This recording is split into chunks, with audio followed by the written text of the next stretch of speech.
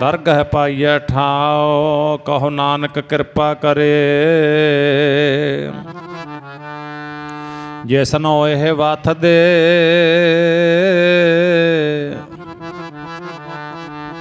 जग मह उत्तम काढ़िए है।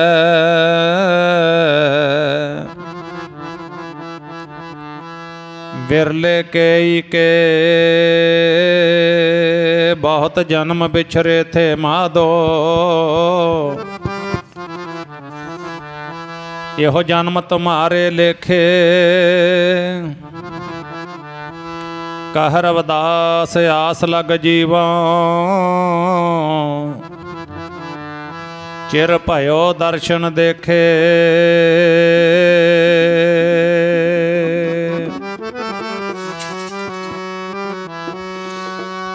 जिंद ला गया गुरां दे लेखे।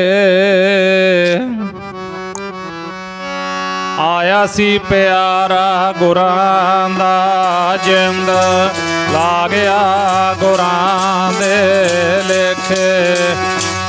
आया सी प्यारा गुरां दा, जिंद ला गया गुरां दे लेखे। आया सी प्यारा गुरां दा, जिंद ला गया गुरां दे लेखे। आया सी प्यारा गुरां दा, जिंद ला गया गुरां दे लेखे। आया सी प्यारा गुरां दा, जिंद ला गया गुरां दे लेखे। आया सी प्यारा गुरां दा, जिंद ला गया गुरां दे लेखे जी गुरां दे लेखे। आया सी प्यारा गुरां दा, जिंद ला गया गुरां दे लेखे। आया सी प्यारा गुरां दा, जिंद ला गया गुरां दे लेखे। आया सी प्यारा गुरां दा, जिंद ला गया गुरां दे लेखे। आया सी प्यारा गुरां दा, आ गया गुरां दे लेखे। आया सी प्यारा गुरां दा, जिंद ला गया गुरां दे लेखे। आया सी प्यारा गुरां दा, जिंद ला गया गुरां दे लेखे। जिंद ला गया गुरां दे लेखे। जिंद ला गया गुरां दे लेखे। जिंद ला गया गुरां दे लेखे। ला गया गुरां दे लेखे। जिंद ला गया गुरां दे लेखे। जिंद ला गया गुरां दे लेखे। जिंद ला गया गुरां दे लेखे। जिंद ला गया गुरां दे लेखे। जिंद ला गया गुरां दे लेखे। ला गया गुरां दे लेखे। जिंद ला गया गुरां दे लेखे। जिंद ला गया गुरां दे लेखे जी। आया सी प्यारा गुरां दा, जिंद ला गया गुरां दे लेखे। आया सी प्यारा गुरां दा, गया गुरां दे लेखे। आया सी प्यारा गुरां दा, जिंद ला गया गुरां दे लेखे। आया सी प्यारा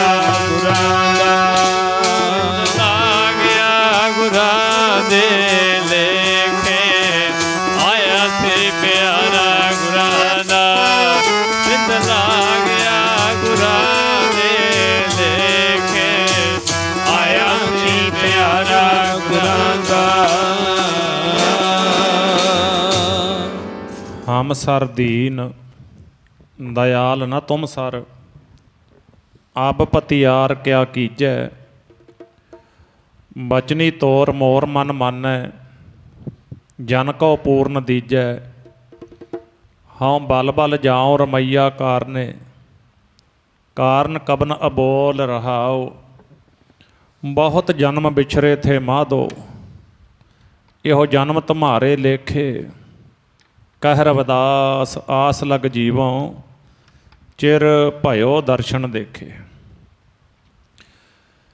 करोड़ां ब्रह्मंडां दे मालक हालत पलत दे राखे प्राणां दे आसरे भगत वाशल पतत पावन करुणा निधान चावर छातर तख्तां दे मालक दसां गुरु साहिबानां दी जागत जोत शब्द गुरु जुगो जुग अटल धन धन साहिब श्री गुरु ग्रंथ साहब महाराज जी की पावन हजूरी विच बहुत ही सत्कारयोग गुरमुख प्यारे बापू बलदेव सिंह जी उर्फ देव सिंह जी वाहिगुरु जी के घरों जितनी सवासां की पूंजी प्राप्त हुई सी मातलोक की यात्रा नूं भोगद्यां होया पूरी करद्यां होया पिछले दिनां दे विच अकाल पुरख जी के भाणे अनुसार पंजां तत्तां दे शरीर का परित्याग कर गए फानी संसार नूं अलविदा कह गए अपने परिवार कोलों अपने संबंधियों कोलों सदीव काल दा वास्ते विछड़ गए विछोड़ा दे गए परिवार नूं। धालीवाल परिवार दे नाल दुख वंडाउण वास्ते दुखां दी सांझ पाउण वास्ते गुरु पातशाह जी की पावन हजूरी विच गुरबाणी गुर शब्द विचार गुर इतिहासक विचारां सरवण करन वास्ते पहुँचे अते पहुँच रहे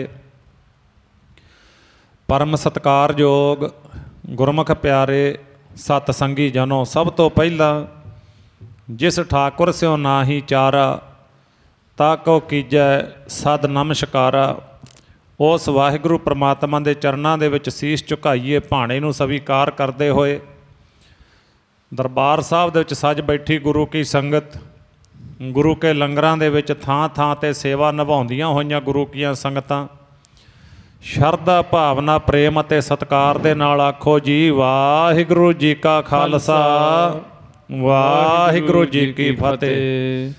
भावें किसी भी प्राणी दे जाण दा एक दर्द हुंदा एक विछोड़ा हुंदा परिवार वास्ते एक दुख हुंदा क्योंकि पिता दुनिया का वो ताकतवर मनुख है इंसान है जिहदे डौलियां दे विच वाहिगुरू ने बहुत वड्डी ताकत दित्ती हुंदी है।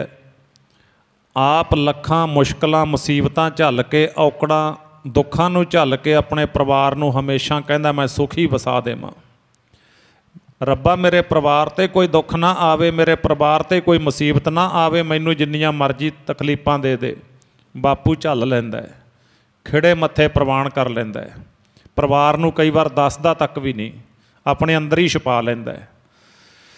उस तरह जदों पिता दा विछोड़ा वाहिगुरू दीआं खेडां जी जंत सब खेल तेरा क्या को आख वखाणे ये तां खेड है वाहिगुरू दा संसार है जिहड़ा पर संसार ते कई तरह के लोग रहिंदे ने। एक तां मानो धरती ते भारी ने अकिरत घण लोग ने जिहड़े ना अकिरत घण बेशुकरे गुरु तो बेमुख महाराज जी ने कह दिता कहते धरती ते भार ने। एक वो लोग ने संसार ते जिहड़े दूजियां दा भार भी अपने कंधियां ते लै लैंदे ने ते धरती ते भार नहीं वो वाहिगुरू दी बाणी नूं पढ़ के नाम नूं जप के अपनी दुੱਧ वर्गी हक दी कमाई करके संसार विच विचरदे ने। आप सुखी हुंदे ने ते संगियां नूं सुखी करदे ने। जिवें धन श्री गुरु ग्रंथ साहब महाराज जी दे विच गुरबाणी दे विच 15 भगत ने 15 भगतां दे जीवन की जो डेफिनेशन आप पढ़ांगे ना वो पढ़ के वेखो कदे कदे भी उन्हां भगतां ने कदे किसी नूं दुख नहीं दिता। उन्होंने खुद दुख झल ले पर अपने संगियां नूं हमेशा सुख दिता है क्योंकि उन्होंने मार्गदर्शन ही वो दिखाया है। उन्होंने मार्गदर्शन ही वो दिता है जिहड़े मार्ग ते जाके सुख ही सुख ने दुख का खतरा ही नहीं। ਸੋ ਉਹਨਾਂ ਵਿੱਚੋਂ ਸੀ ਬਾਪੂ ਦੇਵ ਸਿੰਘ ਜੀ, ਜਿਨ੍ਹਾਂ ਨੇ ਆਪਣਾ ਜੀਵਨ, ਆਪਣੀ ਜ਼ਿੰਦਗੀ ਜਿੱਥੇ ਸੋਹਣੀ ਕਿਰਤ ਕਰਕੇ ਨਾਲ ਵਾਹਿਗੁਰੂ ਦੀ ਕੀਰਤੀ ਨੂੰ ਗਾਇਆ। ਦੁਨੀਆ ਦੇ ਬਹੁਤੇ ਲੋਕ ਨੇ ਕਿਰਤ ਕਰਦੇ ਨੇ ਪਰ ਕੀਰਤੀ ਨਹੀਂ ਕਰਦੇ। ਦਾਤਾਂ ਦੇ ਵਿੱਚ ਰਹਿੰਦੇ ਨੇ ਪਰ ਦਾਤਾਂ ਦੇ ਮਾਲਕ ਦਾਤੇ ਨੂੰ ਚੇਤੇ ਨਹੀਂ ਕਰਦੇ, ਦਾਤੇ ਨੂੰ ਵਿਸਾਰ ਦਿੰਦੇ ਨੇ। ਪਰ ਉਹਨਾਂ ਨੂੰ ਕਿਤੇ ਜ਼ਿੰਦਗੀ ਦੇ ਵਿੱਚ ਜਦੋਂ ਸਤਸੰਗ ਮਿਲਿਆ, ਕਿਸੇ ਗੁਰਮੁਖ ਦਾ ਸੰਗ ਹੋਇਆ, ਭਾਵੇਂ ਵਿਰਸੇ ਵਿੱਚੋਂ, ਪਰਿਵਾਰ ਵਿੱਚੋਂ, ਨਾਨਕੇ ਦਾਦਕੇ, ਭਾਵੇਂ ਕਿਤੋਂ ਵੀ ਸੰਗ ਹੋਇਆ, ਕਿਉਂਕਿ ਜਦੋਂ ਵੀ ਅਸੀਂ ਗੁਰੂ ਵਾਲੇ ਪਾਸੇ ਮੁੜਦੇ ਹਾਂ ਨਾ, ਜਾਂ ਤਾਂ ਪੂਰਬਲੇ ਜਨਮਾਂ ਦੀ ਉਹ ਕਮਾਈ ਤਕੜੀ ਹੋਵੇ ਫਿਰ ਗੱਲ ਬਣਦੀ ਹੈ, ਨਹੀਂ ਫਿਰ ਇੱਥੇ ਆ ਮਾਤ ਲੋਕ ਤੇ ਕਿਸੇ ਰੱਬ ਰੰਗੀ ਰੂਹ ਦਾ ਮਿਲਾਪ ਹੋ ਜਾਵੇ, ਫਿਰ ਉਹ ਬਾਂਹ ਫੜ ਕੇ ਇਹਨੂੰ ਕਰਾਹੇ ਪਏ ਨੂੰ ਕਹਿ ਦਿੰਦਾ, ਆ ਜਾ ਤੈਨੂੰ ਤੇਰੇ ਅਸਲੀ ਘਰ ਲੈ ਕੇ ਚੱਲਾਂ। ਇਹਨਾਂ ਇੱਟਾਂ ਦੇ ਮਕਾਨਾਂ ਨੂੰ ਤਾਂ ਛੱਡ ਕੇ ਜਾਣਾ ਇੱਕ ਦਿਨ, ਆ ਪੰਜਾਂ ਤੱਤਾਂ ਦੇ ਸਰੀਰ ਨੂੰ ਵੀ ਛੱਡ ਕੇ ਜਾਣਾ। ਬਹੁਤੀ ਵੱਡੀ ਖੇਡ ਨਹੀਂ ਹੈ ਇੱਥੇ ਸੰਸਾਰ ਦੇ ਵਿੱਚ, ਇਹ ਤਾਂ ਬੜੇ ਥੋੜ੍ਹੇ ਸਮੇਂ ਦੇ ਵਿੱਚ ਲੰਘ ਜਾਂਦੀ ਹੈ। ਆਤਮਾ, ਜੀਵ ਆਤਮਾ ਜੋ ਹੈ, ਜੋਤ ਜੋ ਸਾਡੇ ਸਰੀਰ ਦੇ ਵਿੱਚ ਹੈ, ਉਹ ਨਾ ਕਦੇ ਜੰਮਦੀ ਹੈ ਨਾ ਕਦੇ ਮਰਦੀ ਹੈ। ਉਹ ਅਜੂਨੀ ਹੈ, ਉਹ ਵਾਹਿਗੁਰੂ ਦੀ ਅੰਸ਼ ਹੈ, ਪਰਮਾਤਮਾ ਦੀ ਅੰਸ਼ ਵੰਸ਼ ਹੈ ਉਹ ਆਤਮਾ। ਸਾਰਾ ਖੇਡ ਉਹਦੇ ਨਾਲ ਹੈ, ਕਿਉਂਕਿ ਅੱਜ ਸੰਸਾਰ ਹੈ ਜਿਹੜਾ ਨਾ, ਅੱਜ ਦਾ ਯੁੱਗ ਹੈ ਜਿਹੜਾ, ਇਹ ਉਸੇ ਤਰ੍ਹਾਂ ਦਾ ਵੀ ਇਹ ਗੱਲਾਂ ਜਲਦੀ ਸਮਝ ਵਿੱਚ ਆਉਂਦੀਆਂ ਨਹੀਂ ਹੈਗੀਆਂ। ਸਾਡੇ ਸਰੀਰ ਦਾ ਅਤੇ ਆਤਮਾ ਦਾ ਇਹ ਸੰਬੰਧ ਹੈ ਜਿਵੇਂ ਮੋਬਾਈਲ ਦਾ ਅਤੇ ਚਿੱਪ ਦਾ। ਮੋਬਾਈਲ ਦੇ ਵਿੱਚ ਚਿੱਪ ਪੈਂਦੀ ਹੈ, ਬਾਡੀ ਫੁੱਟ ਗਈ, ਇਹ ਤਾਂ ਆਪ ਹੀ ਸਮਝਾਤਾ ਇਹਨਾਂ ਨੇ, ਜਿਹੜੇ ਸ਼ੰਕੇ ਕਰਨ ਵਾਲੇ ਨੇ ਨਾ, ਇਹਨਾਂ ਨੇ ਆਪ ਹੀ ਸਮਝਾਤਾ। ਬਾਡੀ ਫੁੱਟ ਗਈ, ਚਿੱਪ ਪਈ ਹੈ। ਹੁਣ ਆਪ ਜੀ ਦੱਸੋ, ਕਿਉਂਕਿ ਸੰਸਾਰ ਇਹ ਕਹਿੰਦਾ ਨਾ ਵੀ ਜਦੋਂ ਸਰੀਰ ਨੂੰ ਲੱਕੜਾਂ 'ਚ ਮਚਾਤਾ ਫਿਰ ਕੀ ਰਹਿ ਗਿਆ, ਫਿਰ ਤਾਂ ਖਤਮ ਹੀ ਹੋ ਗਈ ਗੱਲ। ਜਿਹੜੇ ਸਰੀਰ 'ਚ ਇੰਨਾ ਬਲ ਨਹੀਂ ਹੈ ਵੀ ਉਹ ਅੱਗ ਤੋਂ ਬਚ ਸਕੇ, ਉੱਠ ਕੇ ਪਰੇ ਭੱਜ ਜਾਵੇ, ਜਦੋਂ ਸਵਾਹ ਦੀ ਮੁੱਠੀ ਬਣ ਗਿਆ ਕਹਿੰਦੇ ਗੱਲ ਖਤਮ। ਦਾਸ ਬੇਨਤੀ ਕਰਦਾ ਹੁੰਦਾ ਵੀ ਅੱਜ ਦੇ ਯੁੱਗ ਦੇ ਵਿੱਚੋਂ ਮੈਂ ਤੁਹਾਨੂੰ ਸਵਾਲ ਕਰ ਰਿਹਾ, ਜੇ ਮੋਬਾਈਲ ਦੀ ਬਾਡੀ ਫੁੱਟ ਗਈ ਕੀ ਉਹਦੇ ਫੰਕਸ਼ਨ ਖਤਮ ਹੋ ਗਏ? ਜਵਾਬ ਦਿਓ, ਆਪਣੇ ਆਪ ਤੋਂ ਮੰਗੋ। ਚਿੱਪ ਪਈ ਹੈ ਦੂਜੀ ਬਾਡੀ ਦੇ ਵਿੱਚ, ਪਾ ਲਓ, ਸਾਰੇ ਫੰਕਸ਼ਨ ਦਿਖਾ ਦੂਗੀ। ਤੁਹਾਡਾ ਸਿਮ ਪਿਆ ਦੂਜੀ ਬਾਡੀ ਦੇ ਵਿੱਚ, ਪਾ ਲਓ ਅਤੇ ਸਾਰੇ ਨੰਬਰ ਤੁਹਾਨੂੰ ਉਸੇ ਵੇਲੇ ਦੱਸ ਦੇਣੇ ਨੇ ਉਹਨੇ।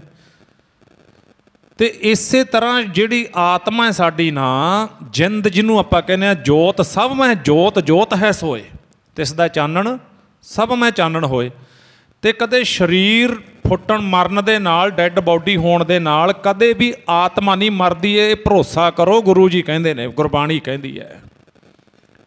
ਜੋਤ ਆਤਮਾ ਉਹ ਅਜੂਨੀ ਹੈ, ਉਹ ਸਹਿ ਭੰਗ ਹੈ, ਉਹ ਵਾਹਿਗੁਰੂ ਦੀ ਅੰਸ਼ ਵੰਸ਼ ਹੈ। ਕਹੋ ਕਬੀਰ ਇਹੋ ਰਾਮ ਕੀ ਅੰਸ਼। ਇਹ ਜਿਹੜੀ ਸਾਡੀ ਆਤਮਾ ਜੋਤ ਹੈ, ਇਹ ਰਾਮ ਪਰਮਾਤਮਾ ਦੀ ਅੰਸ਼ ਹੈ। ਅਤੇ ਪਰਮਾਤਮਾ ਕਦੇ ਮਰਦਾ ਨਹੀਂ, ਪਰਮਾਤਮਾ ਕਦੇ ਜੰਮਦਾ ਨਹੀਂ।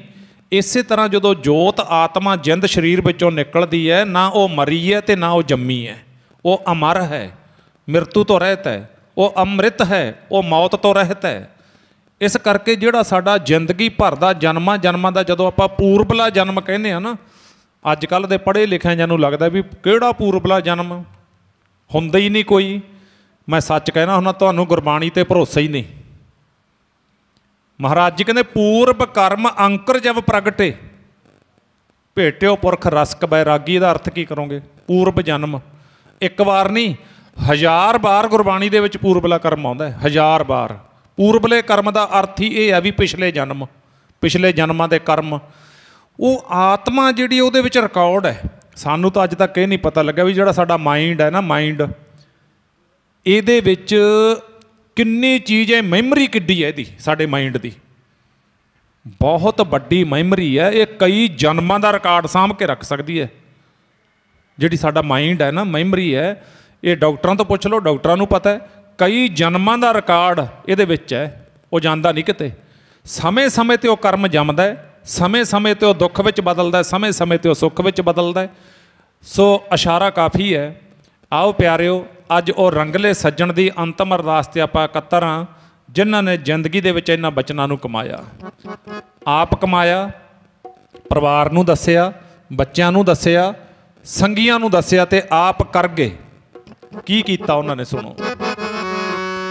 ਵਿੱਚ ਦੁਨੀਆ ਸੇਵ ਕਮਾਈਐ ਤਾਂ ਦਰ ਗਏ ਬੈਸਣ ਪਾਈਐ। ਦੁਨੀਆ ਸੇਵ ਕਮਾਈਐ ਤਾਂ ਦਰ ਗਏ ਬੈਸਣ ਪਾਈਐ।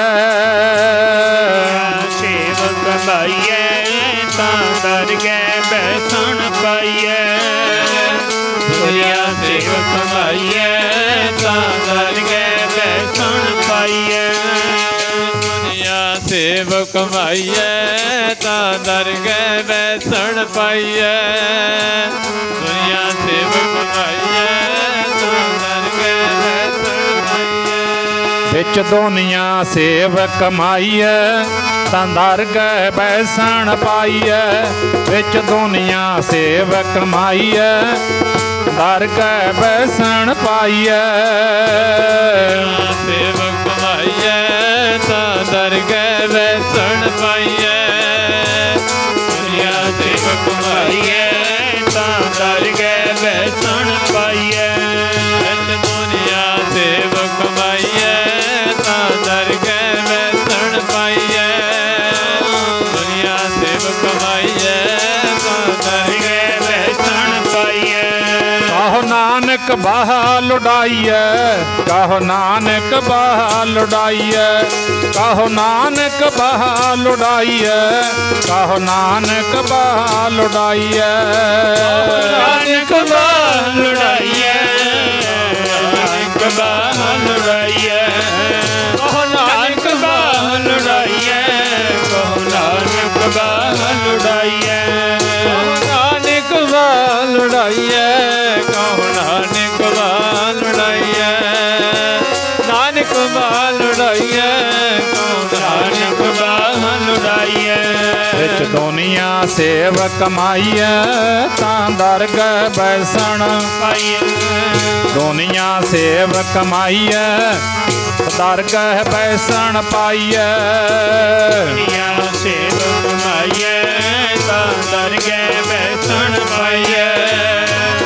ਦੁਨੀਆ ਸੇਵ ਕਮਾਈਐ ਤਾਂ ਦਰ ਗਏ ਬੈਸਣ ਪਾਈਐ। ਦੁਨੀਆ ਸੇਵ ਕਮਾਈਐ ਤਾਂ ਦਰ ਗਏ ਬੈਸਣ ਪਾਈਐ। ਦੁਨੀਆ ਸੇਵ ਕਮਾਈਐ ਤਾਂ ਦਰ ਗਏ ਬੈਸਣ ਪਾਈਐ। ਵੇਖੋ ਬੰਦੇ ਨੂੰ ਨਾ ਸੰਸਾਰ ਦੀ ਨੌਲੇਜ ਬਹੁਤ ਹੋ ਸਕਦੀ ਹੈ ਕਿਉਂਕਿ ਉਹਨੇ ਸਕੂਲ ਪੜ੍ਹੇ ਨੇ, ਉਹਨੇ ਯੂਨੀਵਰਸਿਟੀਆਂ ਪੜ੍ਹੀਆਂ ਨੇ, ਕਾਲਜ ਪੜ੍ਹੇ ਨੇ। ਇੱਕ ਹੈ ਸੰਸਾਰ, ਇੱਕ ਹੈ ਨਿਰੰਕਾਰ। ਨਾਉ ਤੇਰਾ ਨਿਰੰਕਾਰ ਹੈ, ਨਾਏ ਲਾਇਐ ਨਰਕ ਨਾ ਜਾਈਐ। ਜਿਹੜੀ ਨਿਰੰਕਾਰ ਦੇ ਦੇਸ਼ ਦੀ ਵਿੱਦਿਆ ਨਾ, ਪੜ੍ਹਾਈ ਪਰਮਾਰਥ ਦੀ ਜਿਹਨੂੰ ਆਪਾਂ ਕਹੀਏ, ਜਿਵੇਂ ਸਕੂਲਾਂ ਕਾਲਜਾਂ ਦੇ ਵਿੱਚ ਨਾ ਸਬਜੈਕਟ ਨੇ। ਇੱਕ ਸਬਜੈਕਟ ਹੁੰਦੇ ਨੇ ਜ਼ਰੂਰੀ, ਇੱਕ ਹੁੰਦੇ ਨੇ ਗੈਰ ਜ਼ਰੂਰੀ। ਜ਼ਰੂਰੀ ਸਬਜੈਕਟ ਦੇ ਵਿੱਚੋਂ ਬੱਚੇ ਨੇ ਪਾਸ ਹੋਣਾ ਹੁੰਦਾ ਹੈ। ਜੇ ਜ਼ਰੂਰੀ ਸਬਜੈਕਟ ਦੇ ਵਿੱਚੋਂ ਬੱਚਾ ਰਹਿ ਗਿਆ ਤਾਂ ਉਹ ਫੇਲ ਗਿਣਿਆ ਜਾਂਦਾ ਹੈ। ਗੈਰ ਜ਼ਰੂਰੀ ਜਿਹੜੇ ਨੇ ਉਹਨਾਂ ਸਾਰਿਆਂ 'ਚੋਂ ਫੇਲ ਹੋ ਜੇ, ਜ਼ਰੂਰੀ ਕੱਢ ਜੇ ਤੇ ਬੱਚਾ ਪਾਸ ਹੈ। ਸਮਝਣ ਦੀ ਕੋਸ਼ਿਸ਼ ਕਰੋ। ਜੇ ਅਸੀਂ ਸੰਸਾਰ 'ਤੇ ਆਏ ਹਾਂ ਅੱਜ ਬਾਪੂ ਦੇਵ ਸਿੰਘ ਦੇ ਜੀਵਨ ਤੋਂ ਸਿੱਖਿਆ ਲੈਣੀ, ਉਹਨਾਂ ਨੇ ਜ਼ਰੂਰੀ ਸਬਜੈਕਟ ਦੇ ਵਿੱਚੋਂ ਨੰਬਰ ਲੈ ਗਏ। ਉਹ ਜ਼ਰੂਰੀ ਸਬਜੈਕਟ ਹੈ ਨਿਰੰਕਾਰ ਦੇ ਘਰ ਨਾਲ ਪ੍ਰੀਤਾਂ ਪਾਉਣੀਆਂ, ਨਿਰੰਕਾਰ ਦੇ ਘਰ ਦੀ ਮਹਿਮਾ ਕਰਨੀ। ਇਹ ਸਾਡਾ ਜ਼ਰੂਰੀ ਸਬਜੈਕਟ ਹੈ। ਜਿੰਨੇ ਮਰਜ਼ੀ ਸ਼ਬਦ ਲੈ ਲਓ ਗੁਰਬਾਣੀ ਵਿੱਚੋਂ। ਮਹਾਰਾਜ ਜੀ ਕਹਿੰਦੇ ਕੰਮ 'ਤੇ ਜਾਣ ਤੋਂ ਪਹਿਲਾਂ, ਦੁਕਾਨ ਜਾਣ ਤੋਂ ਪਹਿਲਾਂ, ਸਕੂਲ ਜਾਣ ਤੋਂ ਪਹਿਲਾਂ, ਖੇਤ ਜਾਣ ਤੋਂ ਪਹਿਲਾਂ ਕਰ ਇਸ਼ਨਾਨ, ਸਿਮਰ ਪ੍ਰਭ ਆਪਣਾ। ਆਹ ਜ਼ਰੂਰੀ ਸਬਜੈਕਟ ਹੈ। ਪਹਿਲਾਂ ਇਹ ਤਿਆਰੀ ਕਰ। ਕੰਮ ਜਾਣ ਤੋਂ ਪਹਿਲਾਂ ਆਪਣੇ ਮੋਬਾਈਲ ਦੀ ਬੈਟਰੀ ਚਾਰਜ ਕਰ, ਕਿਉਂਕਿ ਦਿਨ ਦੇ ਵਿੱਚ ਤੂੰ ਮੋਬਾਈਲ ਨੂੰ ਵਰਤਣਾ ਹੈ। ਜੇ ਤੇਰੇ ਮੋਬਾਈਲ ਦੀ ਬੈਟਰੀ ਡਾਊਨ ਹੈ, ਤੈਨੂੰ ਦਿਨੇ ਮੋਬਾਈਲ ਨੇ ਕੰਮ ਨਹੀਂ ਦੇਣਾ। ਉਹ ਬੰਦਿਆ, ਜ਼ਿੰਦਗੀ ਭਰ ਦੀਆਂ ਚਿੰਤਾਵਾਂ ਤੇ ਦੁੱਖਾਂ ਨੇ ਤੇਰੀ ਮਾਈਂਡ ਰੂਪੀ ਬੈਟਰੀ ਡਾਊਨ ਕੀਤੀ ਹੋਈ ਹੈ। ਇਹਨੂੰ ਗੁਰਬਾਣੀ ਪੜ੍ਹ ਕੇ ਚਾਰਜ ਕਰ ਲੈ। ਆਖੋ ਸਤਨਾਮ ਸ਼੍ਰੀ ਵਾਹਿਗੁਰੂ। ਇਹ ਚਾਰਜ ਹੁੰਦੀ ਹੈ ਭਾਈ। ਸੱਚ ਜਾਣੋ, ਗੁਰੂ ਨਾਨਕ ਦੇਵ ਸਾਹਿਬ ਜੀਆਂ ਨੇ ਜਦੋਂ ਉੱਤਰ, ਦੱਖਣ, ਪੂਰਬ, ਪੱਛਮ ਸਾਧ ਸੰਗਤ ਬਾਬੇ ਤਾਰੇ 4 ਚੱਕ, 9 ਖੰਡ ਪ੍ਰਿਥਵੀ ਸੱਚਾ ਢੋਆ, ਗੁਰਮੁਖ ਕਲ ਵਿੱਚ ਪ੍ਰਗਟ ਹੋਆ। ਤੇ ਸਾਧ ਸੰਗਤ ਕਲਯੁਗ ਬਾਬੇ ਤਾਰਿਆ, ਸਤਨਾਮ ਦੇ ਮੰਤਰ ਸੁਣਾਇਆ। ਗੁਰੂ ਨਾਨਕ ਦੇਵ ਸਾਹਿਬ ਜੀ ਦਾ ਭਾਵ ਹੀ ਇਹ ਸੀ ਵੀ ਮੈਂ ਆ ਜਲਦੀ ਬਲਦੀ ਦੁਨੀਆ ਨੂੰ ਅੰਧਕਾਰ ਵਿੱਚੋਂ ਕੱਢ ਕੇ, ਹੁਣ ਅੱਜ ਦੇ ਲੋਕ ਕੀ ਕਹਿੰਦੇ, ਕਹਿੰਦੇ ਧਰਮ ਹੈ ਜਿਹੜਾ ਤਾਂ ਭਾਰ ਹੈ, ਇਹ ਤਾਂ ਲੋਕ ਨੇ ਜਿਹੜੇ ਤਾਂ ਵਹਿਮਾਂ ਭਰਮਾਂ ਵਿੱਚ ਨੇ, ਇਹ ਤਾਂ ਅੰਧ ਵਿਸ਼ਵਾਸੀ ਨੇ। ਸੱਚ ਜਾਣੋ, ਜੇ ਗੁਰੂ ਨਾਨਕ ਦੇਵ ਸਾਹਿਬ ਦਾ ਅੰਧ ਵਿਸ਼ਵਾਸੀ ਹੈ, ਫਿਰ ਇੱਥੇ ਸਹੀ ਕੌਣ ਹੈ? ਸਹੀ ਕੌਣ ਹੈ? ਗੁਰੂ ਨਾਨਕ ਦੇਵ ਸਾਹਿਬ ਜੀ ਦਾ ਭਾਈ ਗੁਰਦਾਸ ਜੀ ਪਹਿਲਾਂ ਹੀ ਬਚਨ ਕਹਿੰਦੇ ਨੇ, ਸਤਿਗੁਰ ਨਾਨਕ ਪ੍ਰਗਟਿਆ ਮਿੱਟੀ ਧੁੰਦ ਜਗ ਚਾਨਣ ਹੋਆ। ਉਹ ਜਿਸ ਸਿੱਖ ਦੇ ਹਿਰਦੇ ਰੂਪੀ ਝੋਲੀ ਵਿੱਚ ਗੁਰੂ ਦਾ ਸ਼ਬਦ ਹੈ, ਉਹ ਅੰਧਕਾਰ ਵਿੱਚ ਕਿਵੇਂ ਰਹਿ ਸਕਦਾ ਹੈ? ਇਸ ਕਰਕੇ ਗੁਰੂ ਜੀ ਨੇ ਸਾਨੂੰ ਇਹ ਬਖਸ਼ਿਸ਼ਾਂ ਕੀਤੀਆਂ ਵੀ ਅਸੀਂ ਆਪਣੇ ਸਿੱਖ ਦੀ ਜਿਹੜੀ ਲਾਈਫ ਹੈ ਨਾ, ਉਹ ਇੰਨੀ ਕੁ ਸੁੰਦਰ ਬਣਾ ਦਈਏ, ਇੰਨੀ ਕੁ ਸੌਖੀ ਬਣਾ ਦਈਏ, ਇੰਨੀ ਕੁ ਹੌਲੀ ਫੁੱਲ ਵਰਗੀ ਬਣਾ ਦਈਏ ਵੀ ਮੇਰੇ ਸਿੱਖ ਨੂੰ ਕਦੇ ਚਿੰਤਾ, ਕਦੇ ਆਦੀਆਂ ਵਿਆਦੀਆਂ ਉਪਾਧੀਆਂ ਦੇ ਵਿੱਚੋਂ ਦੀ ਲੰਘਣਾ ਹੀ ਨਾ ਪਵੇ। ਇਹਨੂੰ ਐਸਾ ਮਾਰਗ ਦੇ ਦੇਵਾਂ, ਇਹਦੀ ਸੁਰਤ ਹੈ ਜਿਹੜੀ, ਇਹਦਾ ਖਿਆਲ ਹੈ, ਉਹ ਇੰਨਾ ਕੁ ਉੱਤਮ ਬਣਾ ਦੇਵਾਂ ਵੀ ਇਹ ਕਦੇ ਵਾਧੂ ਦੀਆਂ ਚਿੰਤਾ, ਹੁਣ ਵੇਖੋ 90% ਸੰਸਾਰ ਚਿੰਤਾ ਦੇ ਵਿੱਚ ਡੁੱਬਿਆ ਹੋਇਆ ਹੈ। ਵਾਹਿਗੁਰੂ ਕਿਰਪਾ ਕਰੇ ਕਦੇ ਹਸਪਤਾਲਾਂ ਦੇ ਗੇੜੇ ਨਾ ਲੱਗਣ, ਕਦੇ ਜਾਣਾ ਨਾ ਪਵੇ ਕਿਸੇ ਨੂੰ, ਕਿਉਂਕਿ ਦੋ ਚੀਜ਼ਾਂ ਨੇ, ਮੁਕੱਦਮਾ ਤੇ ਬਿਮਾਰੀ ਜਿਹੜੇ ਘਰਾਂ ਵਿੱਚ ਪਏਗੀ, ਘਰਾਂ ਦੇ ਮੂੰਹ ਦੂਜੇ ਪਾਸੇ ਕਰਵਾ ਦਿੰਦੀ ਹੈ, ਜਿੱਡੀ ਮਰਜ਼ੀ ਕਮਾਈ ਹੋਵੇ ਕਿਸੇ ਦੇ। ਉੱਥੇ ਕਿਹੜਾ ਗਿਣ ਕੇ ਲੈਂਦੇ ਨੇ, ਉੱਥੇ ਤਾਂ ਫਿਰ ਥੱਬਿਆਂ ਦੇ ਥੱਬੇ ਚੱਲਦੇ ਨੇ ਜਿਹਨੂੰ ਆਪਾਂ ਕਹਿੰਦੇ ਹਾਂ। ਤੇ ਪਿਆਰਿਓ, ਉੱਥੇ ਫਿਰ ਜਦੋਂ ਬੰਦਾ ਚਲਿਆ ਜਾਂਦਾ ਨਾ, ਉੱਥੇ ਤਾਂ ਰੱਬ ਚੇਤੇ ਆ ਜਾਂਦਾ, ਉਹ ਤੋਂ ਪਹਿਲਾਂ ਤਾਂ ਇਹ ਸਿੱਧੀਆਂ ਪੁੱਠੀਆਂ ਗੱਲਾਂ ਕਰਨ ਲੱਗ ਜਾਂਦਾ ਹੈ।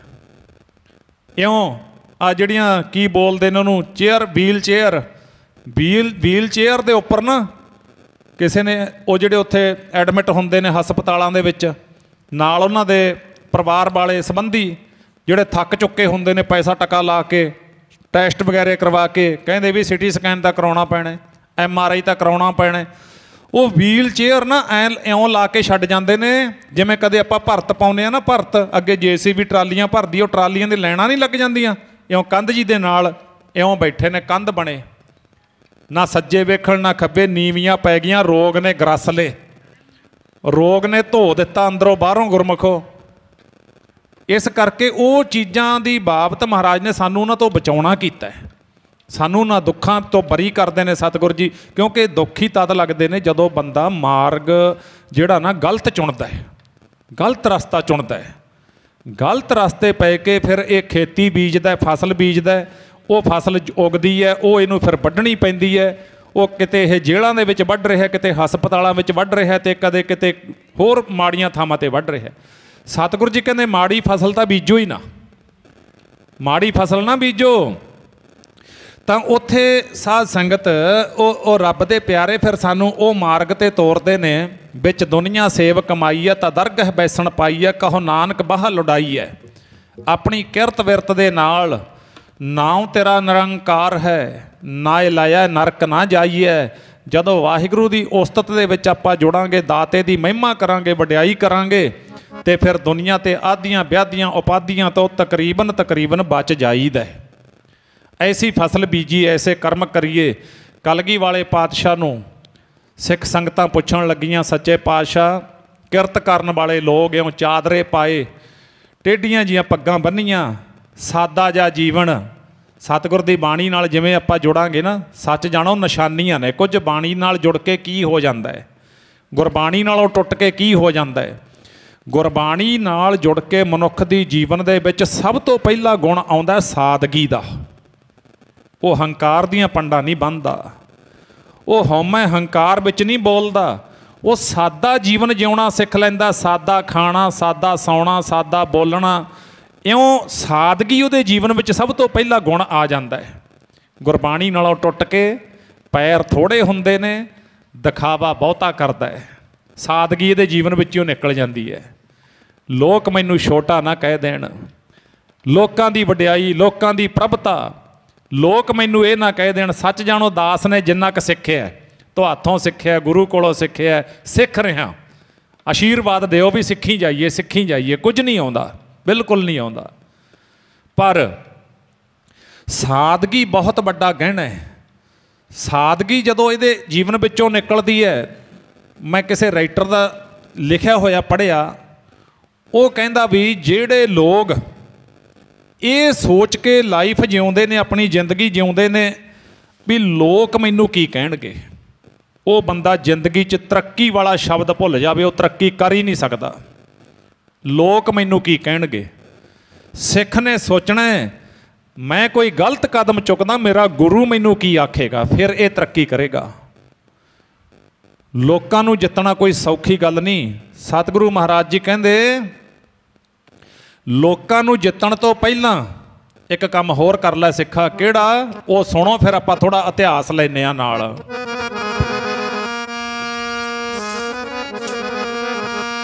ਜੇ ਤੂੰ ਚਾਹੁੰਦਾ ਹੈ ਕਿਸੇ ਦਾ ਮਨ ਜਿੱਤਣਾ,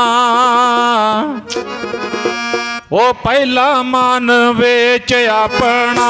ਜੇ ਤੂੰ ਚਾਹੁੰਦਾ ਹੈ ਕਿਸੇ ਦਾ ਮਨ ਜਿੱਤਣਾ, ਪਹਿਲਾ ਮਨ ਵੇਚ ਆਪਣਾ। ਹੈ ਕਿਸੇ ਦਾ ਮਨ ਜਿੱਤਣਾ, ਪਹਿਲਾ ਮਨ ਵੇਚ ਆਪਣਾ। ਜੇ ਤੂੰ ਚਾਹੁੰਦਾ ਹੈ ਕਿਸੇ ਦਾ ਮਨ ਜਿੱਤਣਾ, ਪਹਿਲਾ ਮਨ ਵੇਚ ਆਪਣਾ। ਚਾਹੁੰਦਾ ਹੈ ਕਿਸੇ ਦਾ ਮਨ ਜਿੱਤਣਾ, ਪਹਿਲਾ ਮਨ ਵੇਚ ਆਪਣਾ। ਜੇ ਤੂੰ ਚਾਹੁੰਦਾ ਹੈ ਕਿਸੇ ਦਾ ਮਨ ਜਿੱਤਣਾ, ਪਹਿਲਾ ਮਨ ਵੇਚ ਆਪਣਾ। ਜੇ ਤੂੰ ਚਾਹੁੰਦਾ ਹੈ ਕਿਸੇ ਦਾ ਮਨ ਜਿੱਤਣਾ, ਕਿਸੇ ਦਾ ਮਨ ਜਿੱਤਣਾ, ਪਹਿਲਾ ਮਨ ਵੇਚ ਆਪਣਾ। ਜੇ ਤੂੰ ਚਾਹੁੰਦਾ ਹੈ ਕਿਸੇ ਦਾ ਮਨ ਜਿੱਤਣਾ, ਪਹਿਲਾ ਮਨ ਵੇਚ ਆਪਣਾ। ਜੇ ਤੂੰ ਚਾਹੁੰਦਾ ਹੈ ਕਿਸੇ ਦਾ ਮਨ ਜਿੱਤਣਾ, ਪਹਿਲਾ ਮਨ ਵੇਚ ਆਪਣਾ। ਜੇ ਤੂੰ ਚਾਹੁੰਦਾ ਹੈ ਕਿਸੇ ਦਾ ਮਨ ਜਿੱਤਣਾ, ਪਹਿਲਾ ਮਨ ਵੇਚ ਆਪਣਾ। ਤੂੰ ਚਾਹੁੰਦਾ ਹੈ ਕਿਸੇ ਦਾ ਮਨ ਜਿੱਤਣਾ, ਪਹਿਲਾ ਮਨ ਵੇਚ ਆਪਣਾ। ਜੇ ਤੂੰ ਚਾਹੁੰਦਾ ਹੈ ਕਿਸੇ ਦਾ ਮਨ ਜਿੱਤਣਾ, ਪਹਿਲਾ ਮਨ ਵੇਚ ਆਪਣਾ। ਹਾਂ, ਪਹਿਲਾ ਮਨ ਤੂੰ ਵੇਚ ਆਪਣਾ ਸਿੱਖਾ, ਪਹਿਲਾ ਮਨ ਤੂੰ ਵੇਚ ਆਪਣਾ। ਪਹਿਲਾ ਮਨ ਜੀ ਵੇਚ ਆਪਣਾ, ਪਹਿਲਾ ਮਨ ਤੂੰ ਵੇਚ ਆਪਣਾ। ਪਹਿਲਾ ਮਨ ਜੀ ਵੇਚ ਆਪਣਾ, ਪਹਿਲਾ ਮਨ ਜੀ ਵੇਚ ਆਪਣਾ। ਜੇ ਤੂੰ ਚਾਹੁੰਦਾ ਹੈ ਕਿਸੇ ਦਾ ਮਨ ਜਿੱਤਣਾ, ਪਹਿਲਾ ਮਨ ਵੇਚ ਆਪਣਾ। ਜੇ ਤੂੰ ਚਾਹੁੰਦਾ ਹੈ ਕਿਸੇ ਦਾ ਮਨ ਜਿੱਤਣਾ, ਪਹਿਲਾ ਮਨ ਵੇਚ ਆਪਣਾ। ਤੂੰ ਚਾਹੁੰਦਾ ਹੈ ਕਿਸੇ ਦਾ ਮਨ ਜਿੱਤਣਾ, ਪਹਿਲਾ ਮਨ ਵੇਚ ਆਪਣਾ। ਜੇ ਤੂੰ ਚਾਹੁੰਦਾ ਹੈ ਕਿਸੇ ਦਾ ਮਨ ਜਿੱਤਣਾ, ਪਹਿਲਾ ਮਨ ਵੇਚ ਆਪਣਾ।